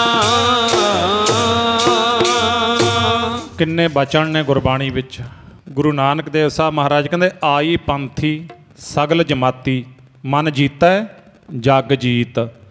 ਉਧਰ ਮਹਾਰਾਜ ਜੀ ਕਹਿੰਦੇ ਇੱਕ ਰਾਈਟਰ ਦੇ ਬਚਨ ਨੇ, ਲਿਖਾਰੀ ਦੇ, ਮਨ ਰਿਪ ਜੀਤੇ। ਰਿਪ ਦਾ ਅਰਥ ਹੈ ਦੁਸ਼ਮਣ। ਮਨ ਰਿਪ ਜੀਤੇ, ਮਨ ਦੁਸ਼ਮਣ ਜਿਉਂਦਾ ਹੈ। ਕਹਿੰਦੇ ਸਭ ਰਿਪ ਜੀਤੇ, ਸਾਰੇ ਦੁਸ਼ਮਣ ਜਿਉਂਦੇ ਨੇ। ਮਨ ਰਿਪ ਜੀਤਾ, ਮਨ ਦੁਸ਼ਮਣ ਨੂੰ ਜਿੱਤ ਲਿਆ, ਸਭ ਰਿਪ ਜੀਤੇ, ਸਾਰੇ ਦੁਸ਼ਮਣ ਜਿੱਤ ਲਏ। ਤੇ ਇੱਧਰ ਭਗਤ ਜੀ ਕਹਿੰਦੇ ਮੰਮਾ ਮਨ ਸਿਉ ਕਾਜ ਹੈ, ਮਨ ਸਾਧੇ ਸਿੱਧ ਹੋਏ। ਜਿੰਨਾ ਚਿਰ ਮਨ ਨੂੰ ਅਸੀਂ ਸਾਧਦੇ ਨਹੀਂ ਨਾ ਸਾਧਨਾ ਦੁਆਰਾ, ਉਹਨਾਂ ਚਿਰ ਕਹਿੰਦੇ ਤੇਰੇ ਕਾਰਜ ਸਿੱਧ ਨਹੀਂ ਹੁੰਦੇ ਬੰਦਿਆ, ਉਲਝਿਆ ਰਹੇਗਾ, ਉਲਝ ਜਾਵੇਂਗਾ। ਮਨ ਸਾਧੇ ਸਿੱਧ ਹੋਏ, ਮਨ ਹੀ ਮਨ ਸਿਉ ਕਹੈ ਕਬੀਰਾ, ਮਨ ਸਾ ਮਿਲਿਆ ਨਾ ਕੋਏ। ਧੰਨ ਗੁਰੂ ਅਰਜਨ ਦੇਵ ਸਾਹਿਬ ਮਹਾਰਾਜ ਜੀ ਕਿੱਡਾ ਸੋਹਣਾ ਬਚਨ ਸਾਡੀ ਝੋਲੀ ਪਾਉਂਦੇ ਨੇ। ਕਹਿੰਦੇ ਸਿੱਖਾ ਜਿਹੜੇ ਮਨ ਦੇ ਪਿੱਛੇ ਸਾਰੀ ਜ਼ਿੰਦਗੀ ਲੰਘਾ ਦਿੱਤੀ, ਕਦੇ ਕੋਈ ਚੱਜ ਦਾ ਫੈਸਲਾ ਲੈ ਲੈ। ਬਾਪੂ ਦੇਵ ਸਿੰਘ ਵਾਂਗੂ ਕੀ ਕਹਿੰਦੇ, ਮਨ ਵੇਚੈ ਸਤਿਗੁਰ ਕੈ ਪਾਸ, ਤਿਸ ਸੇਵਕ ਕੇ ਕਾਰਜ ਰਾਸ। ਕਹਿੰਦਾ ਜੀ ਮੇਰੇ ਕਾਰਜ ਸਹੀ ਨਹੀਂ ਹੁੰਦੇ, ਕਹਿੰਦੇ ਮਨ ਵੇਚ ਗੁਰੂ ਦੇ ਅੱਗੇ ਰੱਖ, ਤਨ ਮਨ ਧਨ ਸਭ ਸੌਂਪ ਗੁਰ ਕਾ ਹੁਕਮ ਮੰਨਿਆ ਪਾਈਐ। ਗੁਰੂ ਦਾ ਹੁਕਮ ਮੰਨ ਕੇ ਵੇਖ ਸਾਰੇ ਕਾਰਜ ਸਿੱਧ ਹੋਣਗੇ। ਪਰ ਹੁਣ ਮਨ ਕੌਣ ਵੇਚੇ? ਮੱਥਾ ਟੇਕਤਾ ਗੁਰੂ ਨੂੰ, ਮਨ ਨੂੰ ਨਾਲੇ ਚੱਕ ਲੈਂਦਾ। ਸਾਰੀ ਜ਼ਿੰਦਗੀ ਇਸੇ ਤਰ੍ਹਾਂ ਹੀ ਕਰਦਾ ਰਹਿੰਦਾ। ਮਨ ਦਾ ਖਿਆਲ ਹੀ ਨਹੀਂ ਕਰਦਾ ਵੀ ਮੈਨੂੰ ਜਿਹੜਾ ਉਲਝਣਾਂ ਦੇ ਵਿੱਚ ਪਾਉਣ ਵਾਲਾ ਹੈ, ਮੈਨੂੰ ਡੋਬਣ ਵਾਲਾ ਹੈ, ਉਹ ਕੌਣ ਹੈ? ਉਹ ਹੈ ਸਾਡਾ ਮਨ। ਅਤੇ ਮਨ ਜਿਨ੍ਹਾਂ ਨੇ ਗੁਰਮੁਖੋ ਵੇਖਿਆ ਨਿਗਾਹ ਮਾਰ ਕੇ, ਉਹਨਾਂ ਨੇ ਜੱਗ ਜਿੱਤ ਲਿਆ। ਜੇ ਮਨ ਨਹੀਂ ਜਿੱਤਿਆ, ਮਾਫ਼ ਕਰਨਾ, ਪਰਿਵਾਰ ਦੇ 5 ਕੁ ਮੈਂਬਰ ਹੁੰਦੇ ਹਾਂ ਆਪਾਂ, 5 7 10 ਇਸ ਤਰ੍ਹਾਂ ਹੁੰਦੇ ਆ ਨਾ। ਜੇ ਮਨ ਨਹੀਂ ਜਿੱਤਿਆ ਨਾ, ਉਹਨਾਂ 5 ਦੀ ਆਪਸੀ ਖਿਆਲ ਨਹੀਂ ਮਿਲਦੇ। ਖਿੰਡੇ ਖਿੰਡੇ ਰਹਿੰਦੇ ਨੇ, ਟੁੱਟੇ ਟੁੱਟੇ ਰਹਿੰਦੇ ਨੇ, ਗੁੱਸੇ 'ਚ ਰਹਿੰਦੇ ਨੇ, ਕ੍ਰੋਧ ਵਿੱਚ ਰਹਿੰਦੇ ਨੇ, ਕਿਉਂਕਿ ਮਨ ਦਾ ਹਿਸਾਬ ਹੀ ਨਹੀਂ ਆਇਆ ਨਾ ਵੀ ਇਹ ਕਰਦਾ ਕੀ ਹੈ, ਕਰਾਉਂਦਾ ਕੀ ਹੈ। ਕਿਤੇ ਝੁਕਣਾ ਸੀ, ਕਿਤੇ ਪਿੱਛੇ ਹਟਣਾ ਸੀ, ਕਿਤੇ ਕੁਝ ਕਹਿਣਾ ਸੀ, ਕਿਤੇ ਕੁਝ ਅਖਵਾਉਣਾ ਸੀ, ਉਹ ਇਹਨੂੰ ਪਤਾ ਹੀ ਨਹੀਂ ਲੱਗਿਆ। ਉੱਥੇ ਉਲਝ ਗਿਆ, ਉੱਥੇ ਕਲੇਸ਼ ਕਰਨਾ ਸ਼ੁਰੂ ਕਰ ਦਿੱਤਾ ਵੀ ਆਪਾਂ ਨੂੰ ਕਿਹੜਾ ਕਹਿ ਸਕਦਾ। ਨਹੀਂ, ਸਤਿਗੁਰਾਂ ਨੇ ਜਦੋਂ ਮਨ ਦਾ ਭੇਤ ਆ ਗਿਆ ਨਾ, ਫਿਰ ਕਹਿੰਦਾ ਹਮ ਨਹੀਂ ਚੰਗੇ। ਮੇਰੇ ਪਰਿਵਾਰ ਦੇ ਵਿੱਚੋਂ, ਮੇਰੇ ਨਗਰ ਵਿੱਚੋਂ, ਮੇਰੇ ਸਮਾਜ ਵਿੱਚੋਂ ਹਮ ਨਹੀਂ ਚੰਗੇ, ਬੁਰਾ ਨਹੀਂ ਕੋਏ। ਹੋ ਜੂਗਾ ਕਲੇਸ਼। ਕਹਿੰਦੇ ਜਦੋਂ ਮੈਂ ਚੰਗਾ ਹੀ ਨਹੀਂ, ਇੱਥੇ ਬੁਰਾ ਕੋਈ ਹੈ ਹੀ ਨਹੀਂ, ਸਭ ਗੋਬਿੰਦ ਹੈ। ਇਹ ਉੱਥੇ ਦੀ ਡੈਫੀਨੇਸ਼ਨ ਹੈ ਬ੍ਰਹਮ ਗਿਆਨੀ ਦੀ। ਇਹ ਸਾਧ ਸੰਗਤ ਭਾਈ ਕਨ੍ਹਈਆ ਜੀ ਦੀ ਡੈਫੀਨੇਸ਼ਨ ਹੈ, ਉਹ ਸ਼ਬਦ ਹੈ ਇਹ। ਦੁਸ਼ਮਣ ਨੂੰ ਵੀ ਮੱਲਮ ਪੱਟੀ ਕਰਨੀ, ਦੁਸ਼ਮਣ ਨੂੰ ਵੀ ਪਾਣੀ ਪਿਆਉਣਾ। ਵਿਸਰ ਗਈ ਸਭ ਤਾਤ ਪਰਾਈ, ਜਬ ਤੇ ਸਾਧ ਸੰਗਤ ਮੋਹੇ ਪਾਈ। ਨਾ ਕੋ ਬੈਰੀ ਨਹੀਂ ਬਗਾਨਾ, ਸਗਲ ਸੰਗ ਹਮ ਕੋ ਬਣ ਆਈ। ਸਗਲ ਸਾਰੇ ਸੰਸਾਰ, ਸਾਰਾ ਸੰਸਾਰ ਕਹਿੰਦੇ ਮੈਨੂੰ ਆਪਣਾ ਦਿਸਦਾ ਹੈ। ਅਤੇ ਹੁਣ ਆਪਣਾ ਕੰਮ ਕੀ? ਆਪਾਂ ਨੂੰ ਆਪਣਾ ਪਰਿਵਾਰ ਵੀ ਆਪਣਾ ਨਹੀਂ ਦਿਸਦਾ। ਅਸੀਂ ਪਰਿਵਾਰਾਂ ਵਿੱਚ ਵੀ ਪਰਾਏ ਹੋਏ ਬੈਠੇ ਹਾਂ। ਪਤੀ ਪਤਨੀ ਦੀ ਬਣ ਹੈ ਨਹੀਂ, ਪਿਓ ਪੁੱਤ ਦੀ ਬਣ ਹੈ ਨਹੀਂ, ਭਰਾਵਾਂ ਭਰਾਵਾਂ ਦੀ ਨਹੀਂ ਬਣਦੀ। ਕਿਉਂ? ਕਿਉਂਕਿ ਉੱਥੇ ਕੋਈ ਝੁਕਣਾ ਨਹੀਂ ਜਾਣਦਾ, ਉੱਥੇ ਕੋਈ ਪਿੱਛੇ ਨਹੀਂ ਹਟਣਾ ਜਾਣਦਾ, ਉੱਥੇ ਕੋਈ ਆਪਣੇ ਆਪ ਨੂੰ ਬੁਰਾ ਨਹੀਂ ਮੰਨਣਾ ਜਾਣਦਾ। ਉੱਥੇ ਇਹ ਡੈਫੀਨੇਸ਼ਨ ਨਹੀਂ ਹੈਗੀ ਹਮ ਅਵਗੁਣ ਭਰੇ। ਨਹੀਂ, ਕਹਿੰਦਾ ਜਿੰਨੇ ਗੁਣ ਨੇ ਦੁਨੀਆ ਦੇ ਮੇਰੇ ਕੋਲ ਹੀ ਨੇ, ਬਾਕੀ ਤਾਂ ਉੱਲੂਆਂ ਦੀ ਦੁਨੀਆ ਤੁਰੀ ਫਿਰਦੀ ਹੈ। ਨਹੀਂ, ਅਸੀਂ ਝੁਕਣਾ ਸੀ। ਮਾਂ ਦੇ ਅੱਗੇ ਪੁੱਤ ਨੇ ਝੁਕਣਾ ਸੀ, ਸੱਸ ਅੱਗੇ ਨੂੰਹ ਨੇ ਝੁਕਣਾ ਸੀ, ਨੂੰਹ ਦੇ ਅੱਗੇ ਸੱਸ ਨੇ ਝੁਕਣਾ ਸੀ। ਜਿੱਥੇ ਟਕਰਾਅ ਉੱਥੇ ਕਲੇਸ਼ ਹੈ, ਉੱਥੇ ਸੁੱਖ ਨਹੀਂ। ਸੁੱਖ ਦੀ ਆਸ ਨਾ ਕਦੇ ਕਰਿਓ। ਜਿਨ੍ਹਾਂ ਨੂੰ ਝੁਕਣਾ ਆ ਗਿਆ, ਸੁਣਿਓ ਪ੍ਰੇਮ ਨਾਲ, ਅਤੇ ਫਿਰ ਉਹ ਵੱਡਿਆਂ ਨੂੰ ਝੁਕਾ ਗਏ, ਵੱਡਿਆਂ ਨੂੰ। ਗੁਰੂ ਅਰਜਨ ਦੇਵ ਸਾਹਿਬ ਮਹਾਰਾਜ ਜੀ ਦਾ ਸ਼ਬਦ ਹੈ, ਜਿਸ ਦੇ ਵਿੱਚ ਦੁਨੀਆ ਸੇਵ ਕਮਾਈ ਹੈ। ਅਤੇ ਆਪਾਂ ਬੋਲਦੇ ਹਾਂ, ਆਇਆ ਸੀ ਗੁਰਾਂ ਦਾ ਪਿਆਰਾ, ਜਿੰਦ ਲਾ ਗਿਆ ਗੁਰਾਂ ਦੇ ਲੇਖੇ, ਆਇਆ ਸੀ ਪਿਆਰਾ ਗੁਰਾਂ ਦਾ। ਆਪਾਂ ਉਸ 'ਤੇ ਬੋਲ ਰਹੇ ਹਾਂ। ਵਿਚਾਰ ਆਪਣੀ ਅੱਜ ਇੱਥੇ ਹੈ। ਤਾਂ ਗੁਰੂ ਅਰਜਨ ਦੇਵ ਸਾਹਿਬ ਮਹਾਰਾਜ ਜੀ ਨੇ ਉਹਨਾਂ ਦੀ ਬਾਬਤ ਸ਼ਬਦ ਲਿਖਿਆ। ਫਿਰ ਦਾਸ ਤੁਹਾਡੇ ਨਾਲ ਉਹਦੀ ਵਿਚਾਰ ਸਾਂਝੀ ਕਰਦਾ ਗੁਰੂ ਗ੍ਰੰਥ ਸਾਹਿਬ ਦੇ ਵਿੱਚੋਂ। ਗੋਬਿੰਦ ਗੋਬਿੰਦ ਗੋਬਿੰਦ ਸੰਗ, ਨਾਮ ਦਿਓ ਮਨ ਲੀਣਾ। ਆੜ ਦਾਮ ਕੋਸ਼ੀ ਪਰੋ,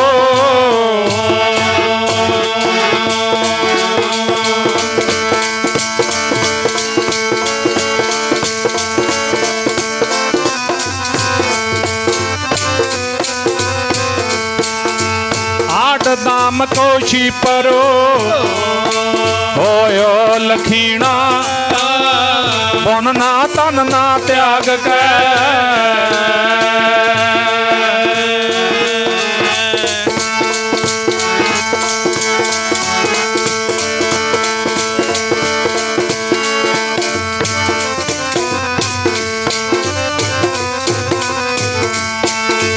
ਪੁਨ ਨਾ ਤਨ ਨਾ ਤਿਆਗ ਕੈ। ਪ੍ਰੀਤ ਚਰਨ ਕਬੀਰਾ, ਨੀਚ ਕੁਲਾ ਜੁਲਾਹਰਾ।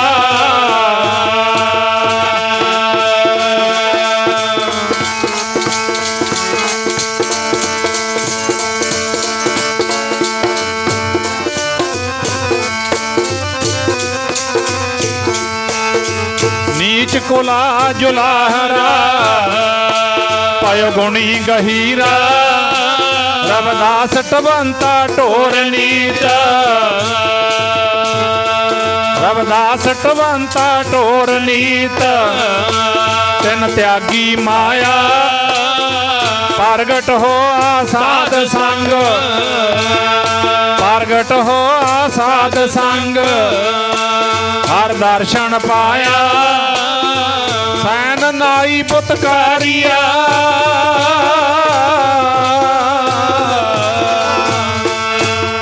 ਸੈਨ ਨਾਈ ਬੁਤਕਾਰੀਆ ਉਹ ਘਰ ਘਰ ਸੁਣਿਆ ਹਿਰਦੇ ਵਸਿਆ ਪਾਰ ਬ੍ਰਹਮ ਹਿਰਦੇ ਵਸਿਆ ਪਾਰ ਬ੍ਰਹਮ ਭਗਤਾਂ ਮੈਂ ਗਣਿਆ ਇਹ ਬਿਦ ਸੁਣ ਕੇ ਜਾਟ ਰੋ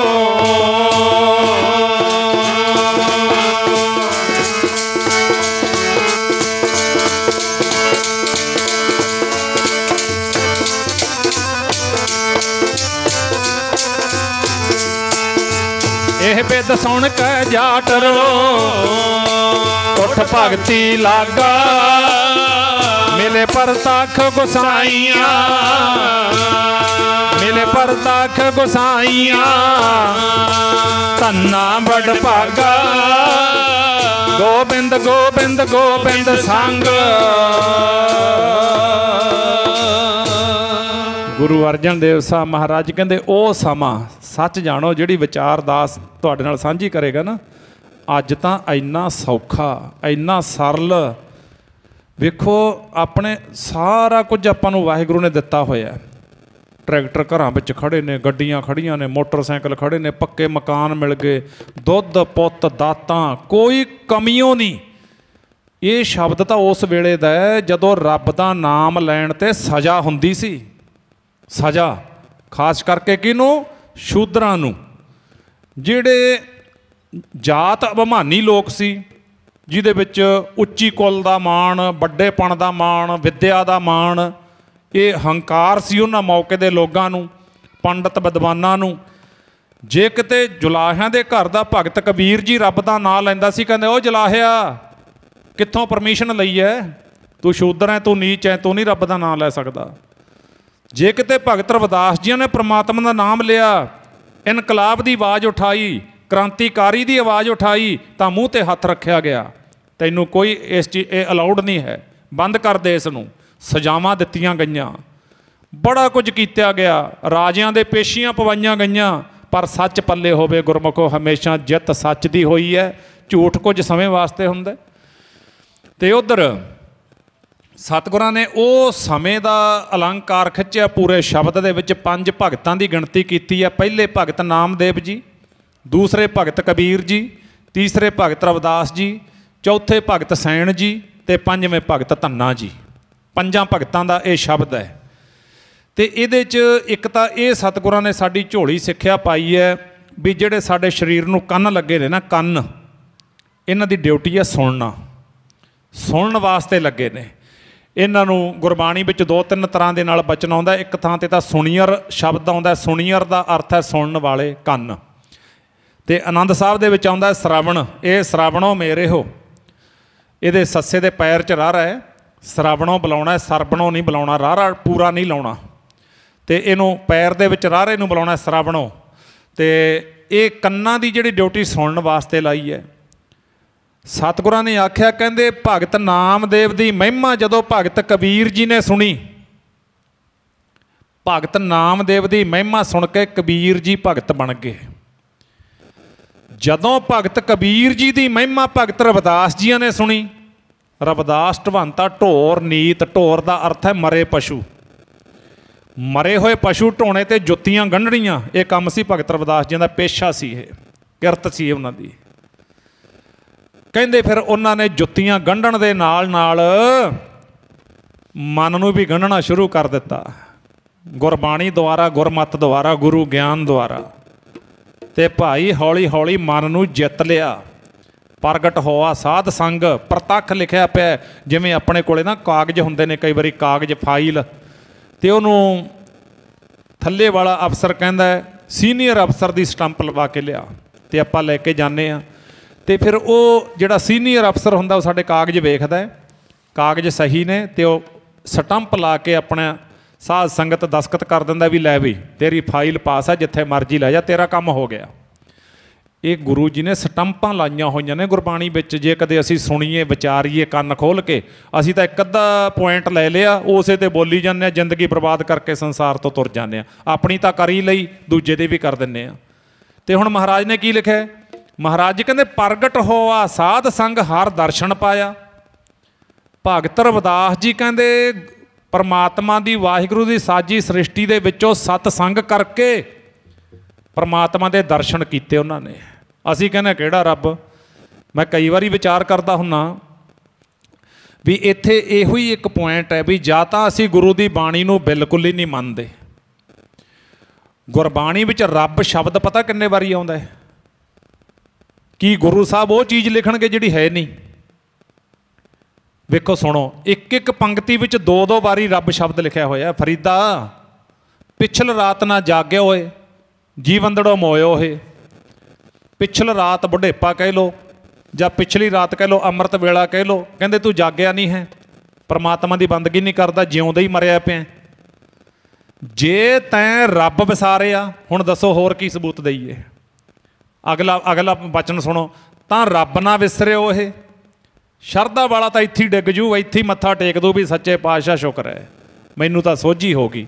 ਜਿਹਨੇ ਮੰਨਣਾ ਨਹੀਂ ਨਾ, ਜੇ ਰੱਬ ਪ੍ਰਤੱਖ ਆ ਕੇ ਸਾਹਮਣੇ ਖੜ ਜੇ ਫਿਰ ਵੀ ਆਖੂਗਾ ਤੂੰ ਤਾਂ ਬੰਦਾ ਹੈ, ਮੈਨੂੰ ਕੀ ਪਤਾ ਹੈ, ਮੈਂ ਕਿਹੜਾ ਕਦੇ ਰੱਬ ਵੇਖਿਆ। ਫਿਰ ਹੁਣ ਉਹਦਾ ਤਾਂ ਇਲਾਜ ਹੀ ਕੋਈ ਨਹੀਂ ਹੁੰਦਾ ਨਾ। ਜਿਹੜਾ ਕੋਨਾ ਮਾਨੂ ਹੈ, ਕੋਨਾ ਮਾਨੂ ਦੇ ਨਾਲ ਵਿਚਾਰ ਨਹੀਂ ਹੁੰਦੀ ਗੁਰਬਾਣੀ ਦੀ, ਮੰਨਣ ਵਾਲਿਆਂ ਦੇ ਨਾਲ ਵਿਚਾਰ ਹੁੰਦੀ ਹੈ। ਮੰਨਣ ਦੀਆਂ ਪੌੜੀਆਂ ਨੇ, ਸੁਣਨ ਦੀਆਂ ਪੌੜੀਆਂ ਨੇ। ਮੰਨੈ ਤਰੈ ਤਾਰੇ ਗੁਰ ਸਿੱਖ, ਮੰਨੈ ਨਾਨਕ ਭਵੈ ਨਾ ਭਿਖ। ਐਸਾ ਨਾਮ ਨਿਰੰਜਨ ਹੋਏ, ਜੇ ਕੋ ਮੰਨ ਜਾਣੈ ਮਨ ਕੋਏ। ਮੰਨਣ ਵਾਲੇ ਦੀ ਗੱਲ ਹੈ, ਬਿਨਾਂ ਮੰਨਣ ਤੋਂ ਧੱਕੇ ਨਾਲ ਨਹੀਂ। ਧਰਮ ਕਿਸੇ ਤੇ ਥੋਪਿਆ ਨਹੀਂ ਜਾਂਦਾ।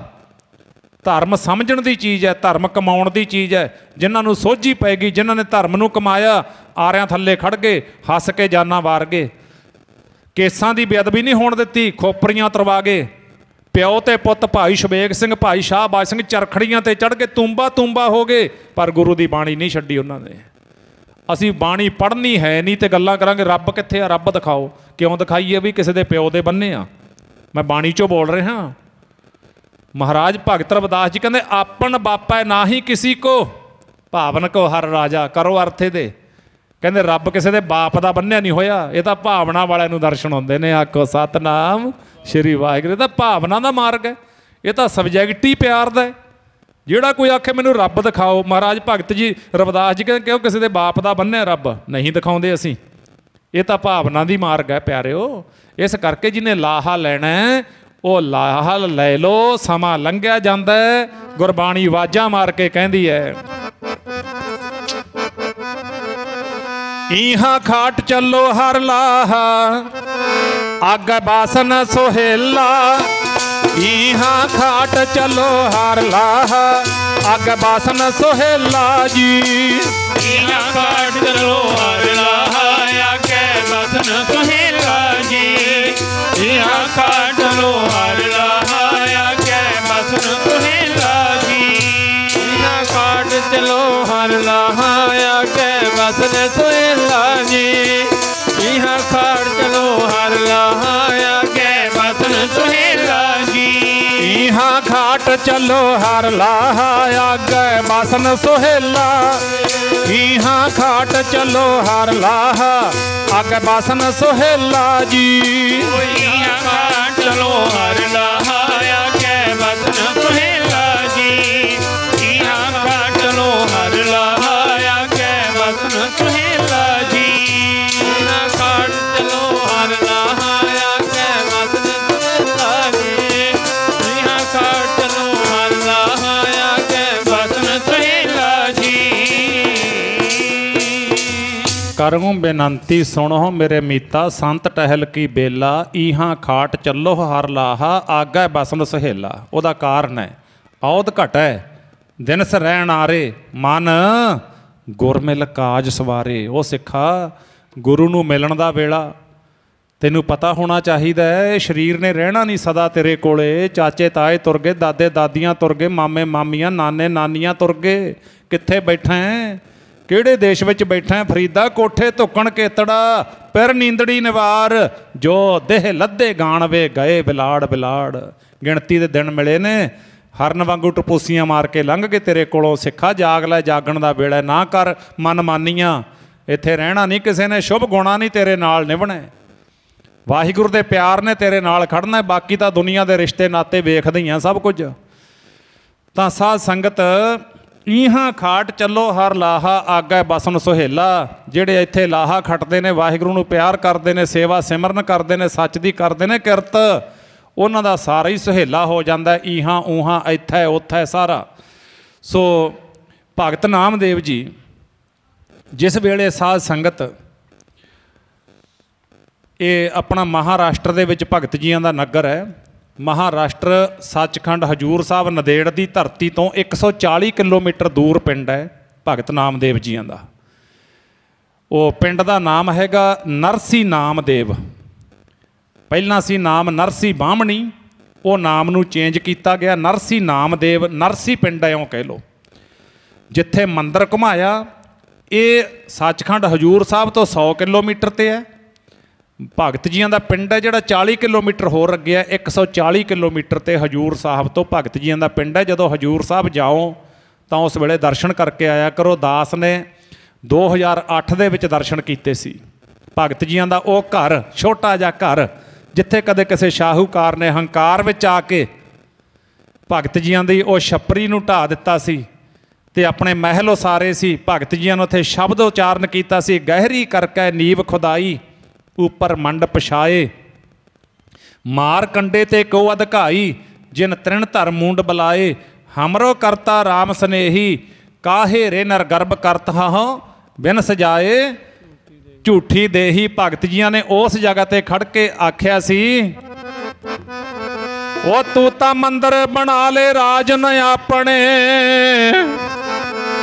ਢਾ ਕੇ ਮੇਰੀ ਰਾਮ ਕੋਟੀਆ, ਤੂੰ ਤਾਂ ਮੰਦਰ ਬਣਾ ਲੈ ਰਾਜਾ, ਢਾ ਕੇ ਮੇਰੀ ਰਾਮ ਕੁਟੀਆ, ਤੂੰ ਤਾਂ ਮੰਦਰ ਬਣਾ ਲੈ ਰਾਜਨ ਆਪਣੇ, ਢਾ ਕੇ ਮੇਰੀ ਰਾਮ ਕੁਟੀਆ, ਤੂੰ ਤਾਂ ਮੰਦਰ ਬਣਾ ਲੈ ਰਾਜਨ ਆਪਣੇ, ਢਾ ਕੇ ਮੇਰੀ ਰਾਮ ਕੁਟੀਆ, ਮੰਦਰ ਬਣਾ ਲੈ ਰਾਜਨ ਆਪਣੇ, ਢਾ ਕੇ ਮੇਰੀ ਰਾਮ ਕੁਟੀਆ, ਤੂੰ ਤਾਂ ਮੰਦਰ ਬਣਾ ਲੈ ਰਾਜਨ ਆਪਣੇ, ਢਾ ਕੇ ਮੇਰੀ ਰਾਮ ਕੁਟੀਆ, ਤੂੰ ਤਾਂ ਮੰਦਰ ਬਣਾ ਲੈ ਰਾਜਾ ਆਪਣੇ, ਬਣਾ ਲੈ ਰਾਜਾ ਆਪਣੇ, ਢਾ ਕੇ ਮੇਰੀ ਰਾਮ ਕੋਟੀਆ, ਤੂੰ ਤਾਂ ਮੰਦਰ ਬਣਾ ਲੈ ਰਾਜਾ ਆਪਣੇ, ਢਾ ਕੇ ਮੇਰੀ ਰਾਮ ਕੋਟੀਆ, ਤੂੰ ਤਾਂ ਮੰਦਰ ਬਣਾ ਲੈ ਰਾਜਾ ਆਪਣੇ, ਢਾ ਕੇ ਮੇਰੀ ਰਾਮ ਕੁਟੀਆ, ਤੂੰ ਤਾਂ ਮੰਦਰ ਬਣਾ ਲੈ ਰਾਜਾ ਆਪਣੇ, ਢਾ ਕੇ ਮੇਰੀ ਰਾਮ ਕੁਟੀਆ, ਤੂੰ ਤਾਂ ਮੰਦਰ ਬਣਾ ਲੈ ਰਾਜਾ ਆਪਣੇ, ਢਾ ਕੇ ਮੇਰੀ ਰਾਮ ਕੁਟੀਆ, ਤੂੰ ਤਾਂ ਮੰਦਰ ਬਣਾ ਲੈ ਰਾਜਾ ਆਪਣੇ, ਢਾ ਕੇ ਮੇਰੀ ਰਾਮ ਕੁਟੀਆ। ਕਹਿੰਦੇ ਰਾਜਨਾ ਤੇਰੇ ਮਹਿਲਾਂ ਨੇ ਸਦਾ ਨਹੀਂ ਰਹਿਣਾ, ਤੂੰ ਸਦਾ ਨਹੀਂ ਰਹਿਣਾ। ਪਾੜ ਪੜੋਸਣ ਪੂਛ ਲੈ ਨਾਮਾ ਕਾ ਪਹਿਛਾਨ ਸ਼ਵਾਈ ਹੋ, ਤੋ ਪੈ ਦੁਗਣੀ ਮਜੂਰੀ ਦਏ ਹੋ, ਮੋਕੋ ਬੇਢੀ ਦੇਹੋ ਬਤਾਈ ਹੋ।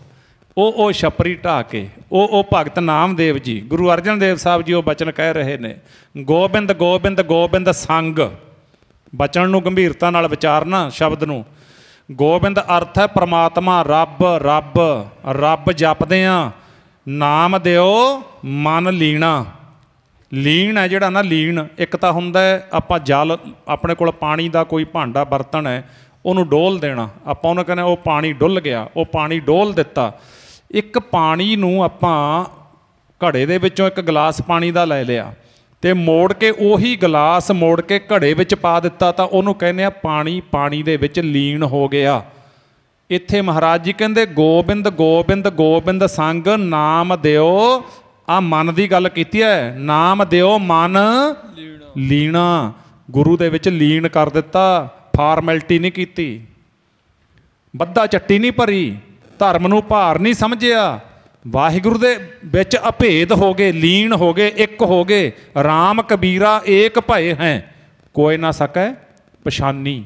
ਕਹਿੰਦੇ ਭਗਤ ਕਬੀਰ ਜੀ ਕਹਿੰਦੇ ਹੁਣ ਮੈਂ ਤੇ ਮੇਰਾ ਰਾਮ ਇੱਕ ਹੋ ਗਏ। ਕੋਈ ਫਰਕ ਨਹੀਂ ਰਿਹਾ। ਕਹਿੰਦੇ ਸਾਡੀ ਪਛਾਣ ਹੀ ਨਹੀਂ ਰਹੀ। ਕਿਉਂ ਹੋਏ ਸੀ? ਕਬੀਰ ਉਹਨਾਂ ਨੇ ਮੈਂ ਛੱਡੀ ਸੀ। ਕਬੀਰ ਤੂੰ ਤੂੰ ਕਰਤਾ ਤੂੰ ਹੁਆ, ਮੁਝ ਮੈਂ ਰਹਾ ਨਾ ਹੂੰ, ਜਬ ਆਪਾ ਪਰਕਾ ਮਿਟ ਗਿਆ, ਜਤ ਦੇਖਾਂ ਜਤ ਦੇਖੋ ਤਤ ਤੂੰ। ਜਦੋਂ ਆਪਾ ਭਾਵ ਪਰਾਇਆ ਭਾਵ ਹੰਕਾਰ ਵਾਲੀ ਬਿਰਤੀ ਮਿਟ ਗਈ ਨਾ, ਇਹ ਤਾਂ ਸਬਜੈਕਟ ਉਹਨਾਂ ਦਾ ਹੈ। ਅਸੀਂ ਤਾਂ ਹੰਕਾਰ ਵਾਲੀ ਬਿਰਤੀ ਚੱਕੀ ਫਿਰਦੇ ਹਾਂ, ਆਪਣਾ ਅਭਿਮਾਨ, ਆਪਣਾ ਹੰਕਾਰ, ਆਪਣੀਆਂ ਸ਼ੈਤਾਨੀਆਂ, ਆਪਣੀਆਂ ਬੇਈਮਾਨੀਆਂ। ਤੇ ਗੁਰਮੁਖੋ, ਉਹਨਾਂ ਚੀਜ਼ਾਂ ਤੋਂ ਸਾਨੂੰ ਬਚਣਾ ਪਵੇਗਾ ਜੇ ਅਸੀਂ ਉਹਨਾਂ ਭਗਤਾਂ ਦੀ ਸ਼੍ਰੇਣੀ ਵਿੱਚ ਆਉਣਾ। ਜੇ ਰਹਿਣਾ ਨਾਸਤਕ, ਜੇ ਰਹਿਣਾ ਅਕਿਰਤਘਣ, ਜੇ ਰਹਿਣਾ ਬੇਸ਼ੁਕਰੇ, ਫਿਰ ਕੋਈ ਕੁਛ ਕਰਦਾ ਫਿਰ ਉਹਦਾ ਕੋਈ ਇਲਾਜ ਨਹੀਂ ਹੈ।